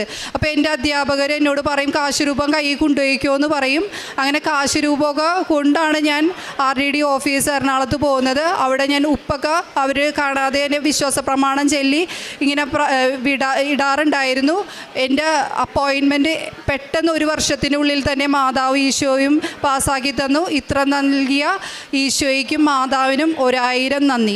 ആദ്യമേ തന്നെ സർവശക്തനായ ദൈവത്തിനും അമ്മ മാതാവിനും 1000 നന്ദി. ശരി പറഞ്ഞ പോലെ വലിയൊരു അത്ഭുതമാണ് ഞങ്ങളുടെ ജീവിതത്തിൽ കടന്നുപോയത് കഴിഞ്ഞ ഒരു മാസം കൊണ്ട്. ഞാൻ പലതവണ 2022 ശരൺ ഇവിടെ വരുമ്പോൾ അന്ന് ആദ്യമായിട്ടാണ് ഞാൻ കൃപാസനത്തിൽ വരുന്നത്. ഞാൻ അന്ന് എനിക്ക് അതിന് ശേഷം ഞാൻ ഒത്തിരി തവണ കൃപാസനത്തിൽ വന്നിട്ടുണ്ട്. പക്ഷേ ഉടമ്പടി ഞാൻ ഇത് എടുത്തിട്ടുണ്ടായിരുന്നില്ല. പലപ്പോഴും എനിക്ക് തോന്നിയിട്ടുണ്ട് ഞാൻ ഉടമ്പടി എടുത്തു കഴിഞ്ഞാൽ എനിക്കത് ഉടമ്പടി പാലിക്കാൻ പറ്റുമോ ഇല്ലേ എന്നൊരു വലിയൊരു സംശയം എനിക്കുണ്ടായിരുന്നു. അതൊന്ന്. പിന്നെ എനിക്ക് പലപ്പോഴും ഞാൻ ദൈവത്തിനോട് ഒന്നും ചോദിച്ച് വാങ്ങാത്ത ഒരു വ്യക്തിയാണ്. ഞാനത് ക്വാളിഫൈ ആണെങ്കിൽ മാത്രം ദൈവം എനിക്ക് തന്നാൽ മതി എന്നൊരു എനിക്ക് വിചിത്രമായ ഒരു ചിന്ത എൻ്റെ മനസ്സിലുണ്ടായിരുന്നപ്പോഴും. പക്ഷെ അതിനെല്ലാം ദൈവം അത് മാറ്റി തന്നു. ആ ഒരു ക്വാളിഫൈ എന്ന് പറയുന്ന ഒരു വാക്ക് ശരിക്കും പറഞ്ഞാൽ ദൈവത്തിനോട് കൂടുതൽ അടുക്കാൻ ഞാൻ കാണിക്കുന്ന ഒരു ശുഷ്കാന്തി ഉണ്ടായിരുന്നില്ല അതിൻ്റെ അകത്ത്. കാരണം പലപ്പോഴും ഞാൻ എങ്ങനെയാണ് ജീവിക്കുന്നത് ഞാൻ അതുപോലെ ജീവിക്കും. പ്രാർത്ഥിക്കാറുണ്ട്, പക്ഷേ അത്രയും ആഴത്തിൽ ഞാൻ പ്രാർത്ഥിക്കാറില്ല. കുർബാനയ്ക്ക് പോകാറുണ്ട്, പക്ഷേ ഞായറാഴ്ചകൾ മാത്രം. അങ്ങനെ ഒരു പൂർണ്ണമായിട്ടുള്ള ഒരു ആത്മീയ ജീവിതത്തിലൂടെ ആയിരുന്നില്ല ഞാൻ നടന്നു പോയിക്കൊണ്ടിരുന്നത്. പക്ഷേ ഈ ഒരു മാറ്റം എൻ്റെ കുഞ്ഞിന് വന്ന ഒരു വലിയൊരു അപകടത്തിൽ നിന്നും അമ്മ മാതാവും ഈശോയും രക്ഷിച്ചത് അത് വലിയൊരു അത്ഭുതം തന്നെയായിട്ടാണ് ഞാൻ കാണുന്നത്. കാരണം ഞാൻ ഒരിക്കലും അത് എൻ്റെ ജീവിതത്തിൽ ഇങ്ങനത്തെ ഒരു പ്രതിസന്ധി വരുമെന്ന് ഞാൻ പ്രതീക്ഷിച്ചില്ല. അതും ഇത്രയും കുറഞ്ഞ ഒരു കുഞ്ഞിന് ഇത്രയും ഒരു മാരകമായിട്ടൊരു അസുഖം വരും ഞാൻ ഒട്ടും പ്രതീക്ഷയില്ല. പക്ഷേ അവിടെ നിന്നും എന്നെ ഉയർത്തിക്കൊണ്ടുവന്നത് ഈശോയാണ്. ഞാൻ ആദ്യമായിട്ട് ഉടമ്പടി എടുക്കാനുള്ള കാരണം അന്ന് ഷെറിൻ ഇവിടെ 28-ാം തീയതി ഇവിടെ ഉടമ്പടി എടുക്കാൻ വരുമ്പോൾ ഷെറിൻ പറഞ്ഞ പോലെ അനുചേട്ടൻ പറഞ്ഞത് ഇങ്ങനെയാണ്, നിങ്ങൾ ആരാണ് ഉടമ്പടി എടുത്തിരിക്കുന്നത്? ഞാൻ പറഞ്ഞു ഷെറിനാണ് ഉടമ്പടി എടുത്തിരിക്കുന്നത്, ഞാൻ എടുത്തിട്ടില്ല ഇതുവരെ. അപ്പോൾ ഷെറിൻ്റെ അടുത്ത് എങ്ങനെയെങ്കിലും കൃപാസനത്തിൽ പോകണം. പക്ഷേ എൻ്റെ ഉള്ളിലൊരു തോന്നലുണ്ടായി എന്തുകൊണ്ട് എനിക്ക് എടുത്തുകൂടാ ഉടമ്പടി. അങ്ങനെയാണ് ഞാൻ 29-ാം തീയതി വന്ന് ഞാൻ ഉടമ്പടി എടുക്കുന്നത്. അതുപോലെ തന്നെ എൻ്റെ ഒരു റിട്ടയർ സാറുണ്ട്. അപ്പോൾ ജോസാർ എൻ്റെ അടുത്ത് പറഞ്ഞത് ഇങ്ങനെയാണ്, റിപ്പോർട്ടെല്ലാം ജോസാനെയും മനസ്സിലായി. അപ്പോൾ ജോസാറിൻ്റെ അടുത്ത് പറഞ്ഞു ഇവിടെ ഒരു മിറാക്കിളാണ് നടക്കേണ്ടത്. അപ്പോൾ ജോസാർ പറഞ്ഞു ഇങ്ങനെയാണ്, എനിക്കും ഇതുപോലത്തെ ഒരു അനുഭവം ഉണ്ടായിരുന്നു. 27 വർഷം മുമ്പ് ജോസാറിൻ്റെ മകനും ഇതുപോലത്തെ ഒരു അനുഭവം ഉണ്ടായിരുന്നു. അന്ന് ജോസാർ മുട്ടിപ്പായി പ്രാർത്ഥിച്ചിട്ടാണ് മകനെ തിരിച്ചു കിട്ടിയത്. അപ്പോൾ അതെല്ലാം ഇത് രണ്ടും കൂടി കൂട്ടിച്ചേർത്ത് എനിക്ക് തോന്നി എനിക്ക് ഇനി വേറൊരു മാർഗ്ഗമില്ല, ഈശോയോട് ചെന്ന് പ്രാർത്ഥിക്കുക തന്നെ വേണം. എൻ്റെ ഒരു ആത്മീയ ജീവിതത്തിൽ വലിയൊരു മാറ്റം തന്നെ ആവശ്യമുണ്ട് എനിക്ക് തോന്നി. അങ്ങനെയാണ് ഞാൻ ഇവിടെ ഒന്ന് ഉടമ്പടി എടുക്കുന്നതും. ഉടമ്പടി എടുക്കുന്ന സമയത്ത് ഇതിനു മുമ്പ് എനിക്ക് യാതൊരു ധാരണ ഉണ്ടായിരുന്നില്ല ഉടമ്പടിയിൽ എന്തൊക്കെയാണ് പാലിക്കാനുള്ളത്. പക്ഷേ ഉടമ്പടി എടുത്തു കഴിഞ്ഞപ്പോൾ എനിക്ക് തോന്നി ഇത് എൻ്റെ ജീവിതത്തിലെ ഒരു ആത്മീയമായിട്ടുള്ള വലിയൊരു മാറ്റത്തിന് വേണ്ടിയാണ്. ചിലപ്പോൾ അത്ഭുതങ്ങൾ എൻ്റെ ജീവിതത്തിൽ ഉണ്ടായിന്ന് വരാം, പക്ഷേ അതിനേക്കാളുപരി ഞാൻ എൻ്റെ ഈശോയോട് ചേർന്ന് നിൽക്കേണ്ട ഒരു ആവശ്യമുണ്ട്. അത് ആത്മീയമായ ജീവിതത്തിൽ ഞാൻ ഒത്തിരി വളരാനുണ്ട് എന്നൊരു തോന്നൽ എനിക്ക് ഇപ്പോഴും ഉണ്ട്. പലപ്പോഴും എനിക്ക് തോന്നുന്നത് എല്ലാ ദിവസവും കുർബാന ഞാൻ ഒരിക്കലും മടക്കിയിട്ടില്ല. ഈ ഒരു സംഭവത്തിന് ശേഷം ഞാൻ പരമാവധി പള്ളിയിൽ പോയി കുർബാന കൂടാറുണ്ട്, അല്ലെങ്കിൽ ഞാൻ ഓൺലൈൻ കുർബാന കൂടും. എല്ലാ ദിവസവും കുടുംബ പ്രാർത്ഥന. ശരിയും പറഞ്ഞ പോലെ ഞങ്ങളുടെ വീട്ടിൽ പലപ്പോഴും കുടുംബ പ്രാർത്ഥന ചെല്ലാറുണ്ടായിരുന്നില്ല. കാരണം ഞങ്ങൾ പലപ്പോഴും വൈകിയാണ് ജോലിയിൽ നിന്ന് വരുന്നത്. അപ്പോൾ അതിനുള്ള സമയം ഞങ്ങൾ ഒരിക്കലും കണ്ടെത്താറുണ്ടായിരുന്നില്ല. പക്ഷേ ഈ ഒരു വലിയൊരു മാറ്റം, കാരണം എനിക്ക് പലപ്പോഴും തോന്നിയിട്ടുള്ളൊരു കാര്യമാണ്, ഞാൻ കുടുംബ പ്രാർത്ഥന ചെല്ലാതിരിക്കുമ്പോൾ എൻ്റെ മനസ്സിൽ ഒരു കുറ്റബോധം ഉണ്ടായിരുന്നു. കാരണം ഇത് വലിയൊരു ആപത്തിലേക്കാണ് ഇത് കൊണ്ടുപോകുന്നത് എന്നൊരു കുറ്റബോധം പലപ്പോഴും എനിക്ക് ഉണ്ടായിരുന്നു. പക്ഷേ എന്നാലും ഒരു മടി എപ്പോഴും ഉണ്ടായത്. കാരണം വൈകി ഓഫീസിൽ നിന്ന് വരുമ്പോൾ കുടുംബ പ്രാർത്ഥന ചെല്ലണോ വേണ്ടേ എന്നൊരു വലിയൊരു മടി ഉണ്ടായിരുന്നു. പക്ഷേ ഇത് എല്ലാം മാറി. ഇപ്പോൾ എല്ലാ ദിവസവും ഞാനും എൻ്റെ വൈഫും കുട്ടികളെല്ലാവരും ചേർന്ന് ഞങ്ങൾക്ക് 3 മക്കളാണുള്ളത്. എല്ലാവരും കൂടി ഒരുമിച്ചിരുന്ന് കുടുംബ പ്രാർത്ഥന ചെല്ലാറുണ്ട്. ശരിക്കും പറഞ്ഞ പോലെ കുടുംബ പ്രാർത്ഥനയിലൂടെയാണ് കാണിക്കുന്നത് ഞങ്ങളുടെ ജീവിതത്തിൽ വലിയൊരു മാറ്റം ഉണ്ടായത് എന്നൊരു സത്യമാണ്. ഒരിക്കൽ കൂടെ ഇവിടെ വന്ന് സാക്ഷ്യം പറയാൻ സാധിച്ചതിന് ഞാൻ ഈശോയ്ക്കും അമ്മ മാതാവിന് ഒരായിരം നന്ദി പറയുന്നു. ഇത്രയും വലിയൊരു എന്താ പറയുക, ഒരു അത്ഭുതം ഞങ്ങളുടെ ജീവിതത്തിൽ, അതുപോലെ തന്നെ ഞങ്ങളുടെ ജീവിതത്തിൽ വലിയൊരു മാറ്റം ഉണ്ടാക്കിയതിൽ ഞാൻ ഒരുപാട് നന്ദി പറയുന്നു. എൻ്റെ ദൈവമായ കർത്താവെ, ഞാൻ അങ്ങേ നിലവിളിച്ചപേക്ഷിച്ചു, അവിടുന്ന് എന്നെ സുഖപ്പെടുത്തുകയും ചെയ്തു. സങ്കീർത്തനം 30:2. മെറിറ്റ് പോയ നിമിഷങ്ങളിൽ, നമ്മുടെ കയ്യിൽ ഒന്നുമില്ല എന്ന നിമിഷങ്ങളിൽ മെഡിക്കൽ ഫീൽഡിനെ നമ്മൾ ഒത്തിരി ആശ്രയിച്ചു. പക്ഷേങ്കിൽ അവിടെയും അവസാനം ദൈവത്തിൻ്റെ അടുത്ത് വന്ന് കണ്ണീരോടെ പ്രാർത്ഥിച്ചു. പരിശുദ്ധമ്മ ജീവനോടെ പ്രത്യക്ഷപ്പെട്ട ഈ ആലയത്തിൽ വന്ന് കണ്ണീരോടെ ഈ മക്കൾ 2 പേരും വന്ന് പ്രാർത്ഥിച്ചതിൻ്റെ ഫലമായിട്ട് ഈ കുഞ്ഞു മകനെ ഈശോ അമ്മയെ തിരിച്ചു നൽകുകയാണ്. എല്ലാ മെറിറ്റും പോയപ്പോഴും ദൈവത്തിൻ്റെ കൃപയാലാണ്, not by merit but by grace, ദൈവത്തിൻ്റെ കൃപയാലാണ് ഈ മകൻ ഇന്ന് പരിശുദ്ധ അമ്മയുടെ പ്രത്യക്ഷീകരണത്തിൻ്റെ സാക്ഷ്യമായിട്ട് ഇന്ന് അവൻ്റെ ബർത്ത്ഡേയാണ്, June 2. അമ്മയുടെ ഈ മകൻ്റെ ബർത്ത്ഡേക്ക് തന്നെ പരിശുദ്ധ അമ്മയുടെ സന്നിധിയിൽ അമ്മയ്ക്ക് നന്ദി പറയാൻ, തിരിഞ്ഞു കിട്ടിയ ജീവിതത്തിന് വേണ്ടി നന്ദി പറയുവാനായിട്ടാണ് പരിശുദ്ധ അമ്മയുടെ സന്നിധിയിൽ വന്നത്. സങ്കീർത്തനം 68:20 പറയുന്ന പോലെ, എൻ്റെ ദൈവം രക്ഷയുടെ ദൈവമാണ്, മരണത്തിൽ നിന്ന് എന്നെ മോചനം നൽകേണ്ട ദൈവമായ കർത്താവാണ്. ആ ദൈവത്തിൻ്റെ കരങ്ങളിലേക്കാണ് നമ്മൾ ഉടമ്പടിയിലൂടെ നമ്മുടെ ജീവിതം സമർപ്പിക്കുന്നത്. ഒരിക്കലും മറക്കാത്ത അമ്മയാണ്, സംരക്ഷിക്കുന്ന അമ്മയാണ് കൃപാസന അമ്മ. മെറിറ്റില്ലാത്ത സമയത്തും വർഷങ്ങളും മാസങ്ങളും കടന്നു പോയെങ്കിലും എല്ലാത്തിനും മേൽ അധികാരമുള്ള ഒരമ്മയാണ് കൃപാസന അമ്മ. സമയ ചുരുക്കത്തിൻ്റെ അമ്മയുടെ പ്രാർത്ഥന ഫലമായിട്ട് സഞ്ചാരി മാതാവ് യാത്ര ചെയ്ത ഹോസ്പിറ്റലിൽ പോയി ഈ മകനെ തൊട്ട് സുഖപ്പെടുത്തി. എല്ലാം ഈശോയുടെ അമ്മയുടെയും ഒരു വലിയ കൃപയാണ്, പ്രത്യക്ഷീകരണത്തിൻ്റെ സാക്ഷിയാണ്. അതുപോലെ തന്നെയാണ് സെറ്റ് എക്സാം എഴുതിയിട്ട് ഈ മകൾ 2 പ്രാവശ്യം എഴുതി ഫെയിലായി. പിന്നീട് ഈശോയുടെ അമ്മയുടെ മെറിറ്റ് കൊണ്ടാണ് പിന്നീട് പ്രാർത്ഥിക്കുകയാണ്. ആ പ്രാർത്ഥനയുടെ ഫലമായിട്ടാണ് 3-ാം പ്രാവശ്യം not by merit but by grace SET exam പാസ്സാവുകയും പിന്നീടുള്ള ജോലിയാണ്, പെർമനൻറ്റ് ജോലിക്ക് വേണ്ടിയിട്ട് ആഗ്രഹിച്ചു. അവിടെയും ഈശോയുടെ അമ്മയുടെയും അനുഗ്രഹമാണ്. ഒരു ഹയർ സെക്കൻഡറി ടീച്ചേഴ്സ് പോസ്റ്റ് നൽകി ഒരു പെർമനൻറ്റ് ജോലി നൽകിയാണ് ഈ മക്കളെ അനുഗ്രഹിച്ചത്. ഇവിടെയെല്ലാം ഈശോയുടെയും അമ്മയുടെയും ഒരു വലിയ അനുഗ്രഹമാണ്. നമ്മളൊരിക്കലും മറക്കാത്ത, കൈവിടാത്ത ഒരമ്മയാണ് കൃപാസനം അമ്മ. ഉടമ്പടിയിൽ നമ്മളെപ്പോഴും ഈശോയുടെ അമ്മയുടെ ചേർന്ന് നിൽക്കുമ്പോൾ ഉടമ്പടി ജീവിതത്തിലായിരിക്കണമെന്ന് മാത്രമേ, നമ്മുടെ വിശ്വാസത്തിലധികം വിശ്വസ്തതയും ആത്മാർത്ഥതയും സത്യസന്ധതയുമാണ് നാം നോക്കേണ്ടത്. ദൈവത്തിന് പ്രശംസ ലഭിക്കാൻ തക്ക വിധം നമ്മൾ ആ വ്യക്തികളാണോ എന്നാണ് നാം ചെക്ക് ചെയ്യേണ്ടത്. ഉടമ്പടിയിലാണെങ്കിൽ അമ്മയുടെ അനുഗ്രഹം ഉറപ്പാണ്. ഉടമ്പടി ജീവിതത്തിൽ അസാധ്യമായി തോന്നുന്ന കാര്യങ്ങൾ സാധ്യമാക്കി തരുന്ന ദൈവമാണ് നമ്മുടെ കൂടെയുള്ളത്.